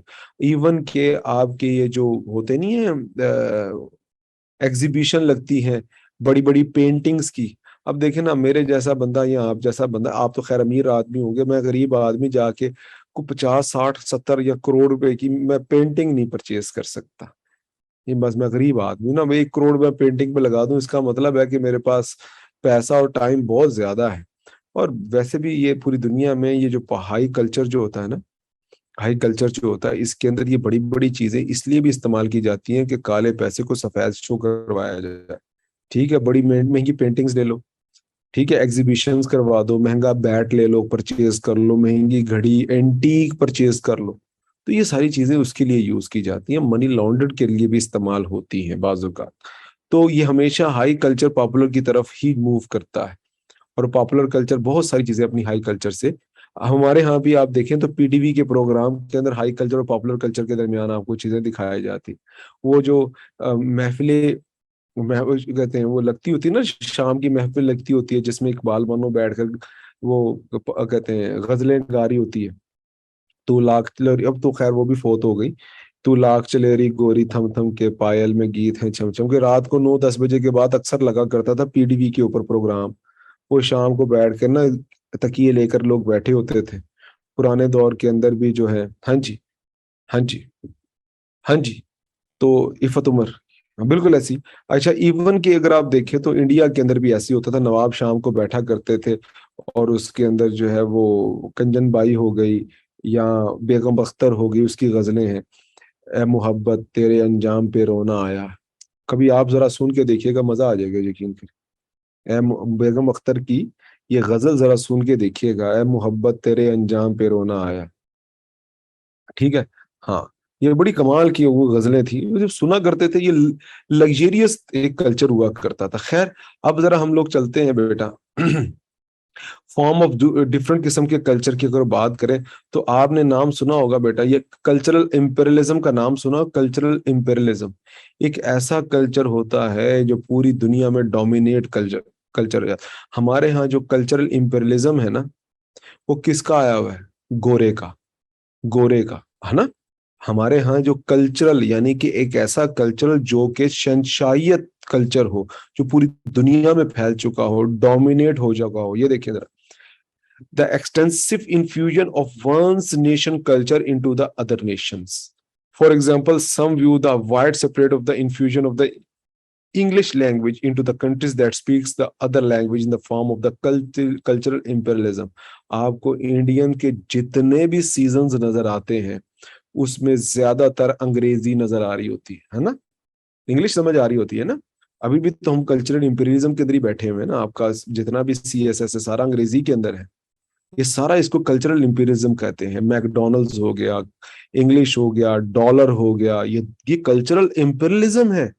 इसको कल्चरल इंपीरियलिज्म कहते हैं। ये ग्लोबल स्केल के ऊपर पूरी दुनिया के अंदर कल्चरल डिफ्यूजन, जिसके अंदर of the literature, music, clothing, कपड़े वगैरह, आपके सारी खाना पीना सब इसको कहा जाता है। अब मेरा बच्चा, अब इन तीन पर्सपेक्टिव जो कि मैंने आपसे कहा था, आपसे प्रॉमिस किया था कि हम आपको इसके हिसाब से बताएंगे। देखें, एंथ्रोपोलॉजिस्ट थे बॉरिस लॉ और मेलनोस्की। सर अब पाकिस्तान एक्ट्रेस, हाँ जी, अंग्रेजी ही बोलते, सब अंग्रेजी बोलते हैं। और अंग्रेजी बोलना, मैं तो यकीन करो, मैं तो हैरान था कि मौला जट इन्होंने पंजाबी में कैसे बना ली, ये अंग्रेजी क्यों नहीं बोलते। और शायद मौला जट शायद इसमें अंग्रेजी बोलता हो, उसका बच्चा बड़ा हो गया हो, कोई स्कूल जाता हो, बीकन हाउस या रूट्स में जाता हो, वहां से मौला जट फिर निकले, ठीक है, how do you talk to me like that है, I don't want to speak to you, please go away मोलिया, है ना, आगे से नूरी ना तो ये बोलता, तो मजा तो तब आना था ना कि चेंज हो जाता। ये क्या बात है ना। गेम ऑफ थ्रोन से इंस्पायरेशन लेके मोला जट बना दी अगलों ने, तो फिर जाहिर बात अंग्रेजी अंग्रेजी वर्ड भी डाल देते। यू डोंट नो मोलिया how how much I love you, ठीक है, कहता ओ यस, आगे से बेबी कह देता तो हम क्या कर लेते। तो ये बेटा ये आपके सामने ही है ना। तो सोचे इसके लिए, ये कहते हैं हाँ ऐसी है, इंपेरियलिज्म तो है। उसमें आपको इतनी गोरी चिट्टी जटनी और इतनी स्मार्ट जटनी मैंने तो आज तक नहीं देखी थी, ठीक है। वरना वो मोला जट जो है उसके छोटे छोटे बाल, बड़ी बड़ी मूछें हुआ करती थी। हाँ, तो एंथ्रोपोलॉजिस्ट क्या कहते हैं बेटा, कल्चर के बारे में ये क्या कहते हैं, ये जरा गौर से सुनिएगा। मेलनोस्की जो थे एंथ्रोपोलॉजिस्ट, कहते थे कि पीपल, लोग जो है ना, वो अपनी बायोलॉजिकल नीड, हाँ जी, गोरा मोला जट। अब जट, कभी आप में से कोई अगर पंजाब से, उनको पता होगा कि जट, जट का रंग कैसा होता है। जट तांबे जैसा होता है, तांबे जैसा।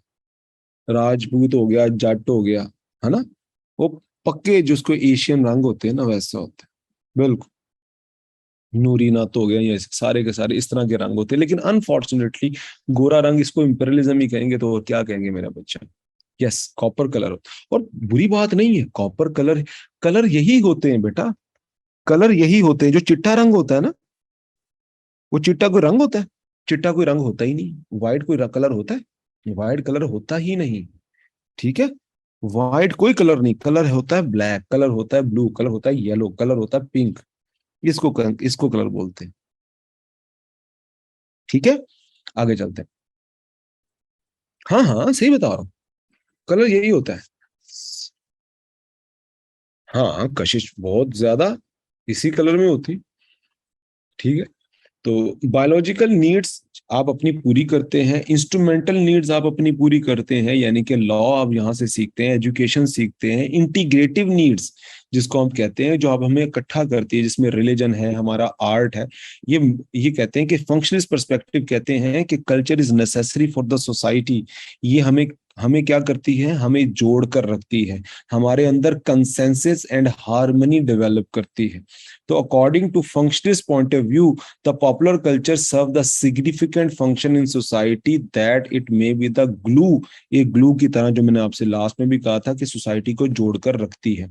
अब कन्फ्लिक्ट पर्सपेक्टिव वाले क्या कहते हैं, कन्फ्लिक्ट वाले जो कि क्लास स्ट्रगल की बात करते हैं, वो ये कहते हैं, कार्ल मार्क्स आ गया देखिए, वो कहते हैं according to this approach values and norms help create and sustain the privilege. किस चीज को प्रिविलेज देते हैं, पावरफुल लोगों को प्रिविलेज देते हैं।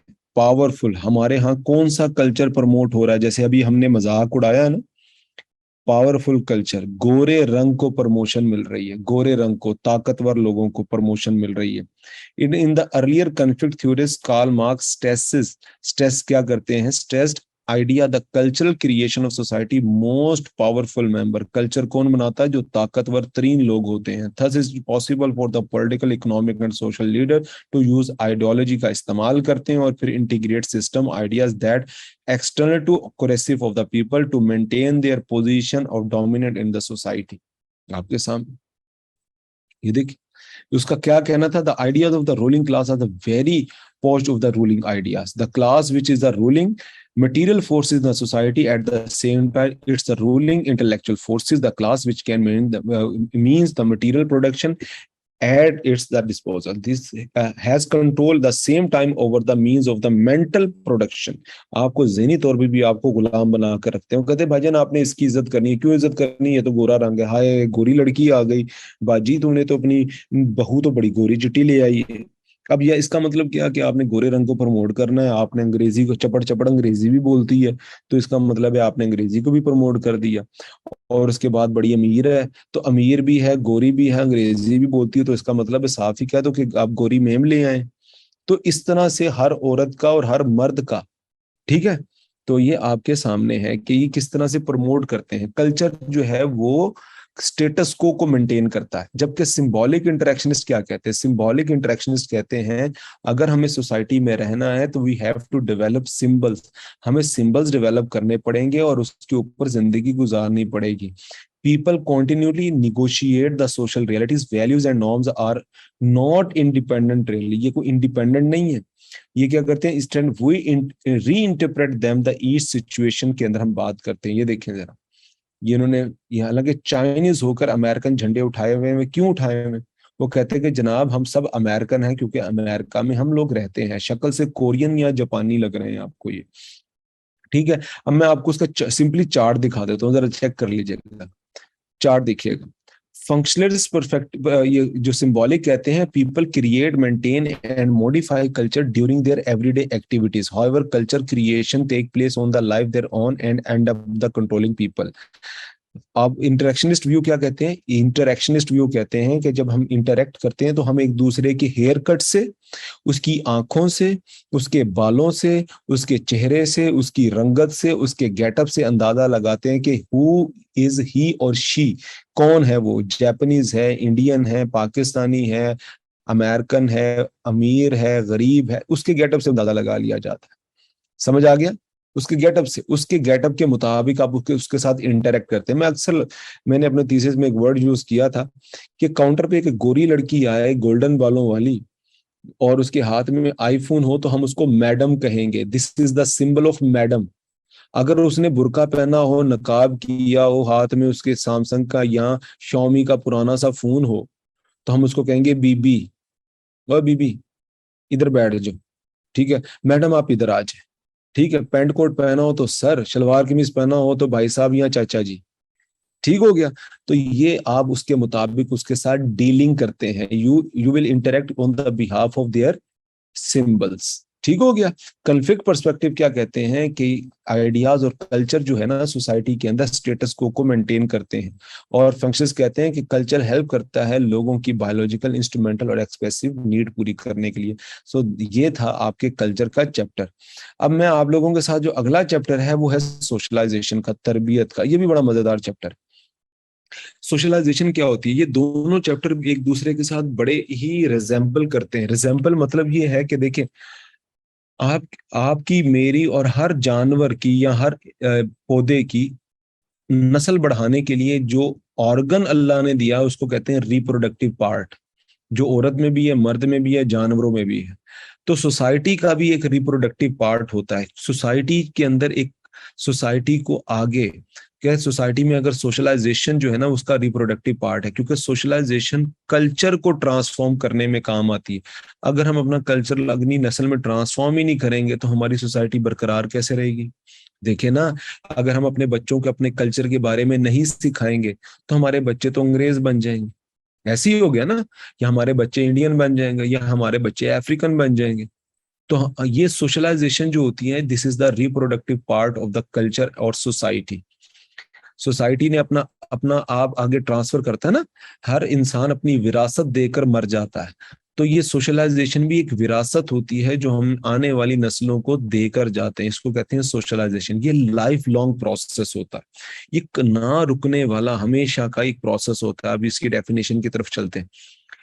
Socialization is a lifelong process of social interaction through which, जिसके थ्रू हम लोग क्या सीखते हैं, क्या सीखते हैं, इंडिविजुअल, कोई भी शख्स अपनी आइडेंटिटी एक्वायर करता है। उसको पता लगता है ड्यूरिंग सोशलाइजेशन के वो लड़का है या लड़की, वो अमीर है या गरीब, वो काला है या गोरा, वो मुसलमान है, हिंदू है, सिख है, ईसाई है, यहूदी है, उसको पता लगता है। फिर उसको पता लगता है कि वो फिजिकली फिट है या डिसेबल है, मेंटली वो दुनिया को कैसे रिप्रेजेंट करता है या वो अपने मेंटली दुनिया को क्या एज्यूम करता है, उसके अंदर सोशल स्किल्स क्या क्या हैं, वो किस चीज में, तालीम में अच्छा है, कुश्ती में अच्छा है या और दूसरे कामों के अंदर। Need for the survival in the society, socialization enable, इस काबिल हमें बनाती है कि हम डेवलप करें human potential and to learn the way of thinking, हम कैसे सोचते हैं। फॉर एग्जाम्पल के तौर पर हिंदू का बच्चा अपनी हिंदुइज्म को अपनी सोसाइटी के मुताबिक ही रैशनलाइज करेगा। आपने अहले तशीयों के बच्चे देखे हैं जब वो पढ़ाते हैं, मजलिस पढ़ाते हैं, देखा कभी? अहले तशी के बच्चे जब मजलिस पढ़ाते हैं तो कैसे पढ़ाते हैं? बिल्कुल उसी अंदाज में, बिल्कुल उसी एक्टिंग के अंदाज में पढ़ाते हैं, उसी तरह से मजलिस पढ़ाते हैं, और ऐसे लगता है जैसे यार कॉपी करके बिठा दिया। ठीक है। अब सोशलाइजेशन असेंशियल इसलिए है for the individual survival, for the human development. Human development के लिए सोशलाइजेशन, कहते हैं ना तुम्हारे माँ बाप ने तुम्हारी तरबियत नहीं की, यानी कि तुम्हारी सोशलाइजेशन नहीं की। ये सोशलाइजेशन इसलिए इंपॉर्टेंट होती है क्योंकि हमने सोसाइटी में सरवाइव करना होता है। अब यहाँ पर मैं आप लोगों के साथ जिक्र करूंगा इसमें human development, biology and society के हवाले से। What do you mean by human? Human है क्या? ह्यूमन की बेसिक कैरेक्टरिस्टिक्स क्या होती है? क्योंकि to be the human include in the being conscious, शऊर रखता है अपने बारे में। आपको पता है जानवर का अपने बारे में बिल्कुल शऊर नहीं है, उसको सिर्फ इतना शऊर है कि उसको सिर्फ खाने पीने की हद तक शऊर है, अदरवाइज उसको कोई शऊर नहीं, कोई शऊर नहीं उसको। उसको सिर्फ इतना पता है कि मैंने खाना खाना, अब किसका खाना ये शऊर नहीं है, कहाँ से खाना ये भी शऊर नहीं है उसको। बस वो सूंघता है, खाने को अच्छा लगेगा खा लेगा, बगैर सोचे समझे कि ये किसी और का है या नहीं। उसमें सेल्फ कॉन्शियस तो है ही नहीं। Our self with the identity, personality, relationship with others. हम बाइफरकेट कर सकते हैं अपनी पर्सनैलिटी को और दूसरी पर्सनैलिटी के साथ। हम लोग इसको बाइफरकेशन में जाएंगे। As human we have ideas, हमारे पास आइडियाज होते हैं, इमोशंस होते हैं, वैल्यूज होती हैं। We have the capacity to think and to make rational decision, हम कैलकुलेटिव डिसीजंस लेते हैं। ठीक है। अब यहां पर अगर हम चलेंगे तो आगे, but what is the source of humanness? वो कौन सी ऐसी चीज है जो हमें ह्यूमननेस बनाती? वो एक ही सोर्स है जो हमें इंसान का बच्चा बनाती है, दैट इज अ सोशलाइजेशन। हमें अगर तरबियत नहीं की जाएगी तो हम जानवर के बच्चे बनकर रह जाएंगे। बस ये याद रखना, ये इदारे हमें इंसान का बच्चा बनाते हैं, हमें बताते हैं कि who we are we born with the human characteristic, do we develop the interaction? We are born totally depend on the others। जब हम पैदा होते हैं जानवर का बच्चा इतना डिपेंडेंट नहीं होता, वो तो खुद अपनी माँ का दूध पीने लग जाता है। हमारी माँ तो उठा के हमें दूध पिलाती, हमें कपड़े पहनाती, हमें ठंड से बचाती। तो हम टोटल रिलाय करते हैं। इतना नातवा बच्चा होता है इंसान का कि वो कुछ भी नहीं कर सकता बेचारा। ठीक है। तो हमें बचपन से ही माँ की, नर्स की, केयर टेकर की जरूरत होती है। तो हम टोटली जब उस पर डिपेंड होते हैं तो वो क्या करता है, वो हमें अपनी तमाम चीजें बताता है कि जुबान क्या है, हंसना किसे कहते हैं, रोना किसे कहते हैं, किस बात पर रोना है, किस बात पर हंसना है।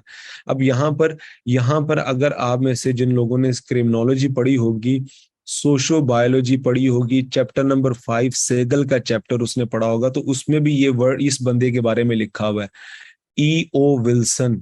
जाके अगर आपने क्रिमिनोलॉजी की तैयारी नहीं की, ठीक है, तो आप में से बहुत सारे लोग होंगे, हुमा गुल भी है, ठीक है, और जरका भी है, मेरे ख्याल असद भी है, ये बहुत सारे लोग इसमें बच्चे बैठे हुए हैं जिन्होंने ये जो उन्होंने पढ़ी होगी क्रिमिनोलॉजी, उसके अंदर O.E. विल्सन चैप्टर नंबर 5 के अंदर जाके देख लीजिएगा, जो मेरे एक चार्ट था कि बायोलॉजी एंड सोसाइटी ये दोनों मिलकर इंसान को बनाती, दोनों मिलकर, दोनों मिलकर। इनका क्या मानना है कि how the biology effect the social behaviour, how the systematic study, how the biological क्या करती है, हमारे सोशल बिहेवियर को इन्फ्लुएंस करती है। अगर हमारे जीन्स अच्छे नहीं हैं, हमारे जेनेटिक्स अच्छे नहीं हैं और हमें इन्वायरमेंट भी अच्छा नहीं मिलता, तो हम तो क्रिमिनल बन जाएंगे।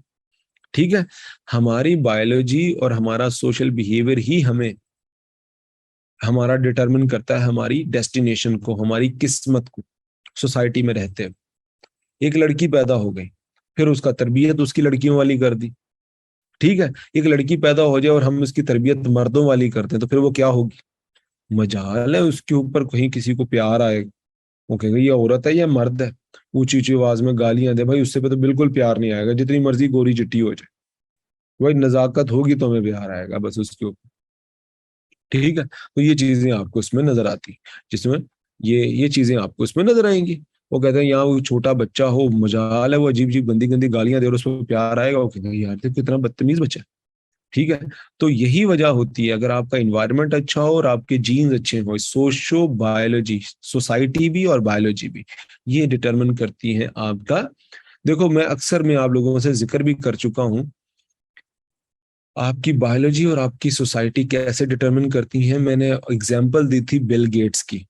बिल गेट्स कहता है कि अमेरिका में आप जो चाहे कर सकते हैं, अमेरिका आपको अपॉर्चुनिटी प्रोवाइड करता है। मैं कहता हूँ नहीं, अगर अमेरिका में आप लड़की होते क्या इतना अमीर होते? क्या अगर आप काले होते इतना अमीर होते? क्या आप लैटिन अमेरिका से होते क्या इतने अमीर होते? नहीं। तो आपकी बायोलॉजी डिटरमिन करती है, जेंडर, कलर, आइज, आपका जो बायोलॉजिकल बिहेवियर है ये डिटरमिन करता है मेरा बेटा। कोई डिसेबल, कितने परसेंट डिसेबल दुनिया में तरक्की करके गए? कहीं कोई परसेंट नहीं। ठीक हो गया। तो आगे चलते हैं, हम इसके थ्योरीज की तरफ चलते हैं, थ्योरीज को देखते हैं। इस बंदे के बारे में जानते हैं आप लोग, सिगमंड फ्राइड की साइको एनालिटिकल पर्सपेक्टिव। मुझे ये तो बंदा बहुत अच्छा लगता है, ये बंदा मुझे बहुत अच्छा लगता है, यकीन कर। सिगमंड फ्राइड कहता है, सिगमंड फ्राइड की जरा बातें सुन लेते हैं। सिगमंड फ्राइड मेरे बच्चों ये कहता है कि इंसान की डेवलपमेंट की 3 स्टेजेस होती हैं। कौन कौन सी स्टेजेस होती हैं जी? कौन कौन सी स्टेजेस होती हैं? कौन कौन सी स्टेजेस होती हैं बायोलॉजिकल?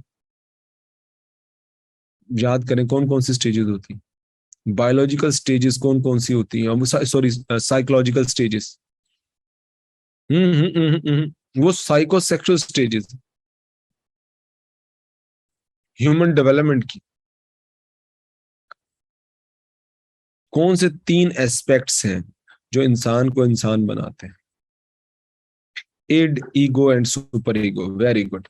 अब फ्राइड की अगर हम थ्योरी की बात करें, तो फ्राइड कहता है कि human development occur in the 3 state that reflect the different level of personalities.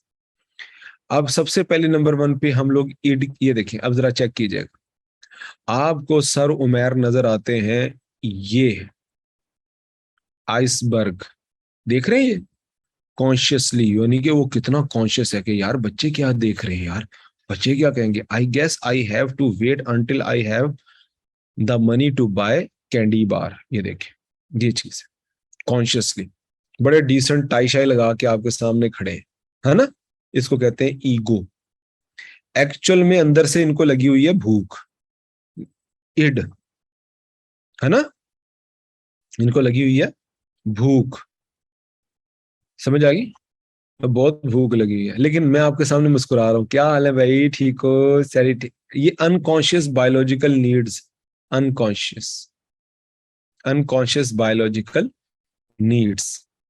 और अगर मैं खाना चोरी करने का बात करूं, तो लोग कहेंगे यार चोरी करना बुरी बात होती है। ये सुपर ईगो होती है किसी भी पर्सनैलिटी की, कि वो चोरी को चोरी समझता भी है कि नहीं। अब हर इंसान की ना, ये देखिए, हर इंसान आपको ऐसा नजर आता है, ऐसा नजर। आप मुझे बताएं कि ये जो जितने शरीफ लोग होते हैं, क्या बच्चे पैदा नहीं करते? करते हैं कि नहीं करते? करते हैं ना, सारे पैदा करते हैं। लेकिन ऊपर से वो ऐसे नजर आ रहे होते हैं, बिल्कुल ऐसे। हाँ, वो कहते नहीं, वो ये क्या नाम है आपकी, फरदौस आशिक अवान कहती नहीं है, वो कहते कितने बच्चे हैं? वो कहते हैं कि वो कहते हैं मेरे मेरे 9 बच्चे हैं। वो कहते हैं कि तुम्हारा हस्बैंड क्या काम करता है इस काम के अलावा, है ना? ये this is the biological need, याद रखना, बायोलॉजिकल नीड। लेकिन इसके ऊपर कंट्रोल कौन करता है? ईगो। कि यार नहीं यार, मुझे अपनी बायोलॉजिकल नीड्स पर कंट्रोल करना है। और ये कंट्रोल आता कैसे? सोशलाइजेशन के थ्रू। आपकी माँ बाप आपकी तरबियत करते हैं, बेटा सबर करो, सबर करो, खाना लगेगा तो खाना है, बुरी बात खाना लगेगा, okay I have to wait, ठीक है, मुझे वेट करना है, तो मामा ने कहा है वेट करना। और चोरी करना बुरी बात होती है, बुरी बात। अब यहाँ पर वो एग्जाम्पल देता है इस पूरी उसके अंदर, पिक्चर के अंदर एक बच्चा जाता है। बच्चा क्या करता है? बच्चा जाता है शॉप के ऊपर, उसको चाहिए कैंडी बार। अब उसको कहते हैं I want to that candy bar no matter what, मुझे नहीं पता क्यों मुझे चाहिए।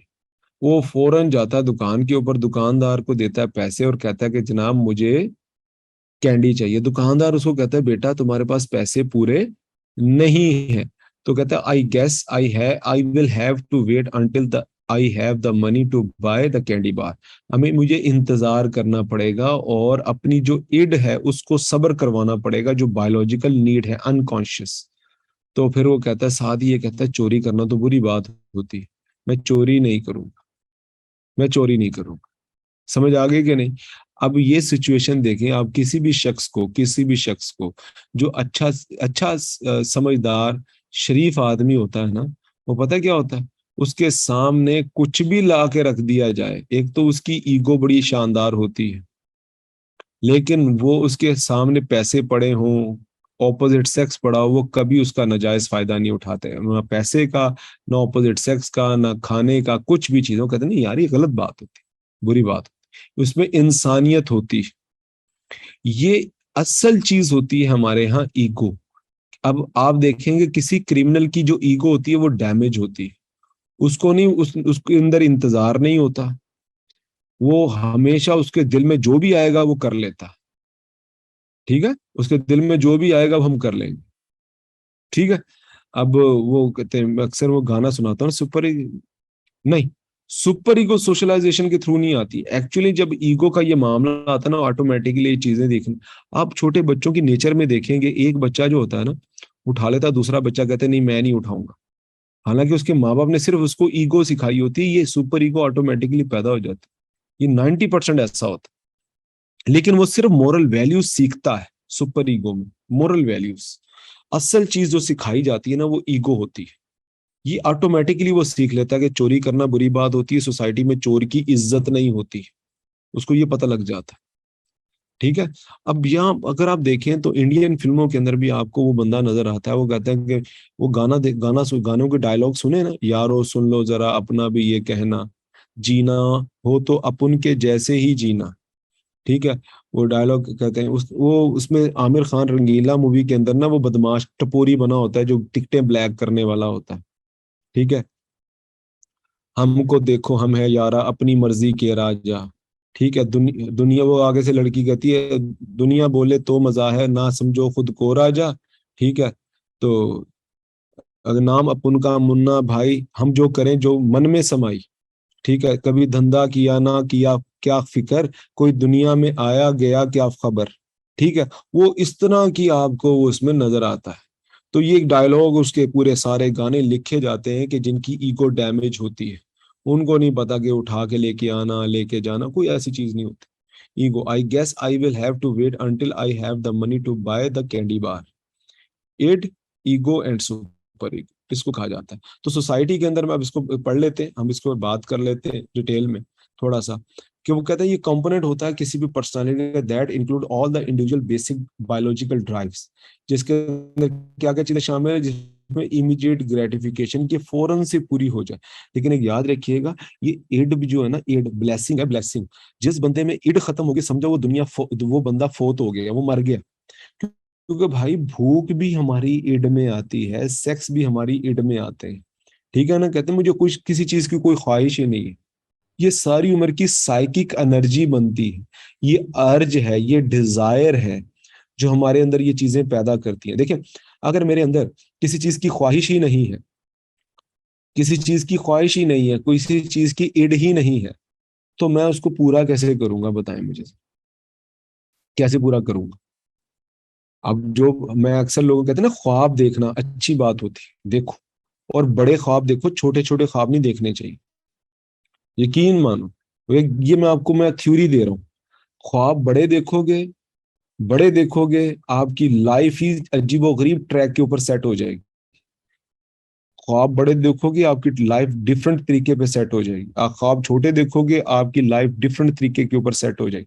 तो बड़े ख्वाब देखो, यानी कि ये वो साइकिक एनर्जी आपको पड़ती है पीछे से, आपको पुश करती है और आप एक बड़ी डायरेक्शन में चले जाते हैं। Ego is a rational oriented principal component personality impose the restrictions on the innate player seeking drive. ये जो प्लेयर सीकिंग ड्राइव की जो इड होती है ना, इसके ऊपर क्या करती है, इम्बैकमेंट करती है, इसके ऊपर बंद बांधती है। सुपर ईगो का मतलब क्या होता है, is a consciousness consists of the moral and ethical aspect of the personality. The first express the recognition of the parental control. Eventually child matured learn the parental control and reflection the value of the moral demand and the larger society. माँ बाप नहीं सिखाते, ये खुद ही सीखना शुरू कर देता है कि चोर की सजा जो होती है ना वो बड़ी बुरी होती है, ठीक है, और अच्छे लोगों को रिवॉर्ड मिला करते हैं। ये बच्चों को ना ईगो तो माँ बाप सिखा देते हैं कि बेटा, और साथ ये कह देते हैं कि बेटा चोरी करना बहुत गंदी बात होती है, फिर उसको एक सुपर ईगो उसके अंदर डेवलप होना शुरू हो जाती है। ये चीजें याद रखिएगा, जिस दिन ईगो डैमेज हो गई वहां से सब कुछ डैमेज हो जाता है। खैर, नेक्स्ट जो थ्योरी है, जो असल थ्योरी है सोशियोलॉजिकली, वो हम उसकी तरफ आते हैं, जिसका नाम है जी ये वाली थ्योरी। इसको पढ़ने के बाद हम लोग इसको खत्म करेंगे आज का। ये है जी लुकिंग ग्लास सेल्फ की थ्योरी है, sociological theory of human development, looking glass self. ये आप सब लोगों को आज आपने प्रैक्टिस भी करनी है, ठीक है, ये थ्योरी आप लोगों ने प्रैक्टिस करनी है आज शीशे में खड़े होकर देख के। सबसे पहले तो C.H. कुले ने बात की थी कि हमारे अंदर ना टिपिकली सेल्फ के बारे में हम क्या जानते हैं। वो कहते हैं कि आई, मी, माई, माइंड, माई सेल्फ, है ना, ऐसे ही होता है ना। हम अपने बारे में क्या जानते हैं और अपने आप को हम कैसे जानने की कोशिश करते हैं, कभी सोचा? हम दूसरों की नजर से अपने आप को देखते हैं, दूसरों की नजर से, ठीक है, दूसरों की नजर से, ठीक है, तो ये याद रखना। तो अब आपने देखा होगा फिल्मों के अंदर हीरोइन जब शीशा देख रही होती है तो जहन में किसकी नजर से देख रही होती है, पिया की नजर से, ठीक है, ऐसी है ना, ऐसी है ना। तो पिया की नजर से देख रही होती है, तो वो कह रही होती है कि वो कहते हैं वो कौन सी खेलूंगी पिया, ऐसी ऐसी खेलूंगी पिया प्यार की बाजी, जीतू तो पिया तेरी, हारू तू तुझे पाऊं, है ना, जीतू जीतू तो तेरी पिया तेरी, हारू तो, है ना, ऐसी है ना। तो इस तरह से वो देख के शर्माई जा रही होती है। वो किसको देख रही होती है भाई, वो अपने आप को नहीं देख रही होती, वो उसकी नजर से देख रही होती है। तो सेल्फ कॉन्सेप्ट याद रखना मेरा बेटा, is the totality of our believes. हमारा जो सेल्फ होता है ना बेटा, वो चार किस्म का होता है, एक सेल्फ नहीं होता। नंबर वन, फिजिकली सेल्फ, हम मोटे हैं, पतले हैं, स्मार्ट हैं, कैसे हैं, ये फिजिकल सेल्फ हो गया। दूसरा, एक्टिव सेल्फ, हमें अच्छे से क्या चीज आती है, हम अच्छा पढ़ सकते हैं, अच्छा खेल सकते हैं, हम क्या कर सकते हैं, हमें अच्छा क्या आता है, एक्टिव। और तीसरा है हमारा सोशल सेल्फ, कि लोग हमारे बारे में और या हम लोगों के बारे में क्या रवैया रखते हैं। और ठीक है, और चौथे नंबर पे साइकोलॉजी, कि हम, I believe in the world peace, कि हम ये चाहते हैं कि हर जगह जंग लगी रहे, है ना, जंग लगी रहे। या हम चाहते हैं कि यार इसकी चुगली उसको लगाओ, उसकी चुगली इसको लगाओ। होते हैं ना कुछ शरारती लोग जो हर वक्त कहते हैं कि बस दुनिया में जंग लगी रहे, मजा आता रहे, खानदान में ना फुफ्फियां आपस में लड़ती रहे और मजे लेती रहे, माँ बेटियां बैठ करके, तुम्हारी आज फुफ्फियों की लड़ाई होगी आपस में, या तुम्हारी मासियों की आपस में लड़ाई होगी। तो इस तरह से आग लगाने वाला सेल्फ होता है कि यार ये लोग हैं, यार आग लगाने वाले। चार किस्म का सेल्फ होता है। आज आपने प्रैक्टिस करनी है कि आप अपने फिजिकल सेल्फ के बारे में क्या जानते हैं, आप अपने एक्टिव सेल्फ के बारे में क्या जानते हैं, आपको क्या जिंदगी, ये है मी माई सेल्फ का मजमून है, जो हमें बचपन में टीचर लिखने को दिया करते थे कि आप अपने बारे में क्या जानते हैं। आज मुझे बताइएगा कि आप अपने बारे में अगर एक पेज भी लिख देना, एक पेज भी, मैं आपसे बेट लगाता हूं, एक पेज भी लिख दें तो बड़ी बात होगी, खुदा की कसम। आपको दुनिया का जनरल नॉलेज पता है, आपको CSS के सारे सब्जेक्ट भी याद हो जाएंगे, लेकिन आपको अपने बारे में कुछ भी नहीं पता। इसकी वजह क्या है? इसकी वजह यह है कि आप अपने आप से बिल्कुल बेगाने हैं। तो ये आप, बड़े लोग सबसे पहले एक डायरी लिखा करते थे, डायरी, डायरी का एक रवाज हुआ करता था। आप में से कितने लोग आजकल डायरी लिखते हैं? कोई लिखता है डायरी? कभी लिखी है डायरी कि मुझे क्या अच्छा लगता है, क्या अच्छा नहीं लगता? फिर वेरी गुड मुनी, वेरी गुड। हाँ जी, है ना, टाइम नहीं मिलता, यही तो असल मसला है। जिंदगी में, जिंदगी में बड़े आदमी बनना है ना, तो अपने आप को जिंदगी में, अपने दिन में 2 घंटे जरूर दो, एक सुबह और एक रात को। सिर्फ आप हो और आपकी तन्हाई। ठीक हो गया, ठीक हो गया। हाँ, आप अपने आप को भी इंजॉय करो, इंजॉय। शीशा देखो, अपने आप से बातें करो, आप देखो कि आप क्या करते हैं, यकीन करो एक अंदर की लाइफ को जानने की कोशिश करो। ठीक है, चीजों को मेमोराइज करो। ठीक हो गया। अब मीड की जो थ्योरी है, ठीक है, मीड की जो थ्योरी है ना, ये बड़ी इंपॉर्टेंट थ्योरी है, जिसको कहते हैं looking glass self, social constructivism. इसके बारे में आप लोगों ने शायद सुना भी होगा। Is a term the implied the theories that emphasize the socially created nature of the human life। अब यहाँ पर CH कूले की थ्योरी है लुकिंग ग्लास सेल्फ, ये आज आपने अभी अभी देखना है। ये कहते हैं कि लुकिंग ग्लास सेल्फ का मतलब क्या है, जब आप शीशे में अपने आप को देखते हैं ना, तो आप किसकी परसेप्शन से अपने आप को देखते हैं। The way the person sense of self, उसका सेंस ऑफ सेल्फ डिराइव्ड होता है from the perception of others. शीशे में खड़े होकर क्या देखते हैं कि आज मैं अगर पार्टी में जाऊं तो लोग मेरी तरफ देखकर मुस्कुराकर देखेंगे या देखकर मुस्कुराएंगे। ठीक है, जो मुस्कुराकर देखते हैं या देखकर मुस्कुराते हैं, इसमें बड़ा फर्क होता है। ठीक है, देखकर हंसना और हंसकर देखना, इसमें बड़ा फर्क होता है। ठीक है। अब यहाँ पर जो सेंस ऑफ सेल्फ डेवलप होता है, नंबर वन, सबसे पहले जब ये देखिए, यहाँ शीशे में आपको दिखाता हूँ, ये देखिए, ये देखिए। नंबर वन, पहला, we imagine how we appear to the others. शीशे में खड़े होकर देखते हैं कि हम कैसे दिखते हैं। ठीक है, ये देखना, number one, we imagine how our personality and appearance will look to other people। we imagine that, हम imagine करते हैं कि हम लोग attractive है, unattractive है, हैवी है, स्लिम है, फ्रेंडली है, अनफ्रेंडली है, एंड सो ऑन। और दूसरे नंबर पे फिर इमेजिन इमेजिन करते हैं हाउ अदर पीपल जज the appearance and personality that we think we present. This step के अंदर, इसके अंदर क्या जो होता है, our perception of how we think they are judging us. हम भी यहाँ पर देखते हैं कि हमें किस तरह से देख रहे हैं। देखो ना, जब आप पार्टी के लिए तैयार हो रहे होते हो, टाई शाई लगा रहे होते हो, या फिर आप कहते हैं मेकअप शेकअप लड़कियां कर रही होती हैं, वो कहती है आज तो मैंने महफिल में जाकर आग लगा देनी है, आग। ठीक है, तो जाके देखो, फिर आप जब महफिल में एंटर हो रहे होते हैं ना, तो लोगों को जज कर रहे होते हैं कैसे मुझे देखेंगे, और इंतजार में होते हैं कि हम लोग अच्छे दिखेंगे या बुरे। रिमार्क्स क्या आते हैं तीसरे नंबर पर। हाँ जी, ये देख क्यों रहे हैं, है ना। सर आग लगती है, आगे चेक करें, फिर आगे चेक करें आखिर। वी डेवलप सेल्फ कॉन्सेप्ट, फिर आखिर में तीसरे पॉइंट के ऊपर हम अपना सेल्फ कॉन्सेप्ट डेवलप कर लेते हैं। If we think the evaluation of other is favourable, अगर फुफियों ने और दोस्तों ने और यहाँ पर कहते हैं तायाबू ने, चचा ने हमारी तारीफ कर दी, तो हमारा सेल्फ कॉन्सेप्ट इनहांस हो जाता है। कहता है वाह जी आज तो हीरो लग रहे हो, वाह जी आज तो आप जी प्रीति जिंटा लग रही हैं, कतरीना कैफ लग रही हैं। तो वाह जी वाह, उस दिन तो फिर गालों पे एक ग्लो जो आता है ना, वो फेयर एंड लवली भी नहीं ला सकती। ठीक है, सेल्फ कॉन्सेप्ट इनहांस हो जाता है। ठीक है, और अगर एवेल्युएशन बुरी आ जाए, रिजल्ट बुरे आ जाए, कोई कह दे कि भाई ये क्या पहन के आया है, बंदर लग रहा है, सारे हंस रहे हैं तेरे ऊपर, दुनिया क्या, अगर आपको मनसलवा भी खिला दिया जाए ना, अल्लाह ऊपर से मनसलवा भी भेज दे, तो आप कभी भी नहीं खाएंगे, दिल करेगा यहाँ से उठ के चला जाऊं मैं।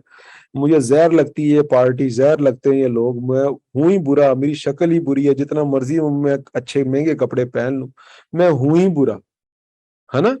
ये देखें, इसको कहते हैं सेल्फ कॉन्सेप्ट। इसीलिए ये देखें picture, if we think that evaluation is favorable, our self concept enhance।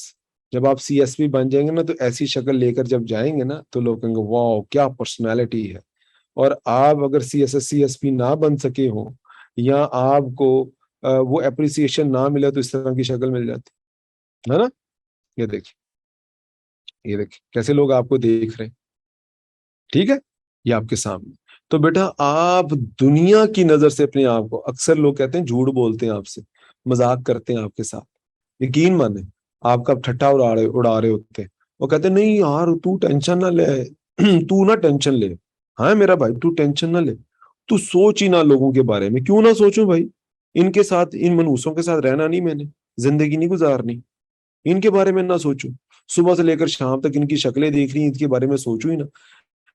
लोग आपको लोग आपको गलत गाइड करते हैं, सिर्फ आपको कंसोल करने के लिए कह रहे होते हैं, otherwise you can't live without them.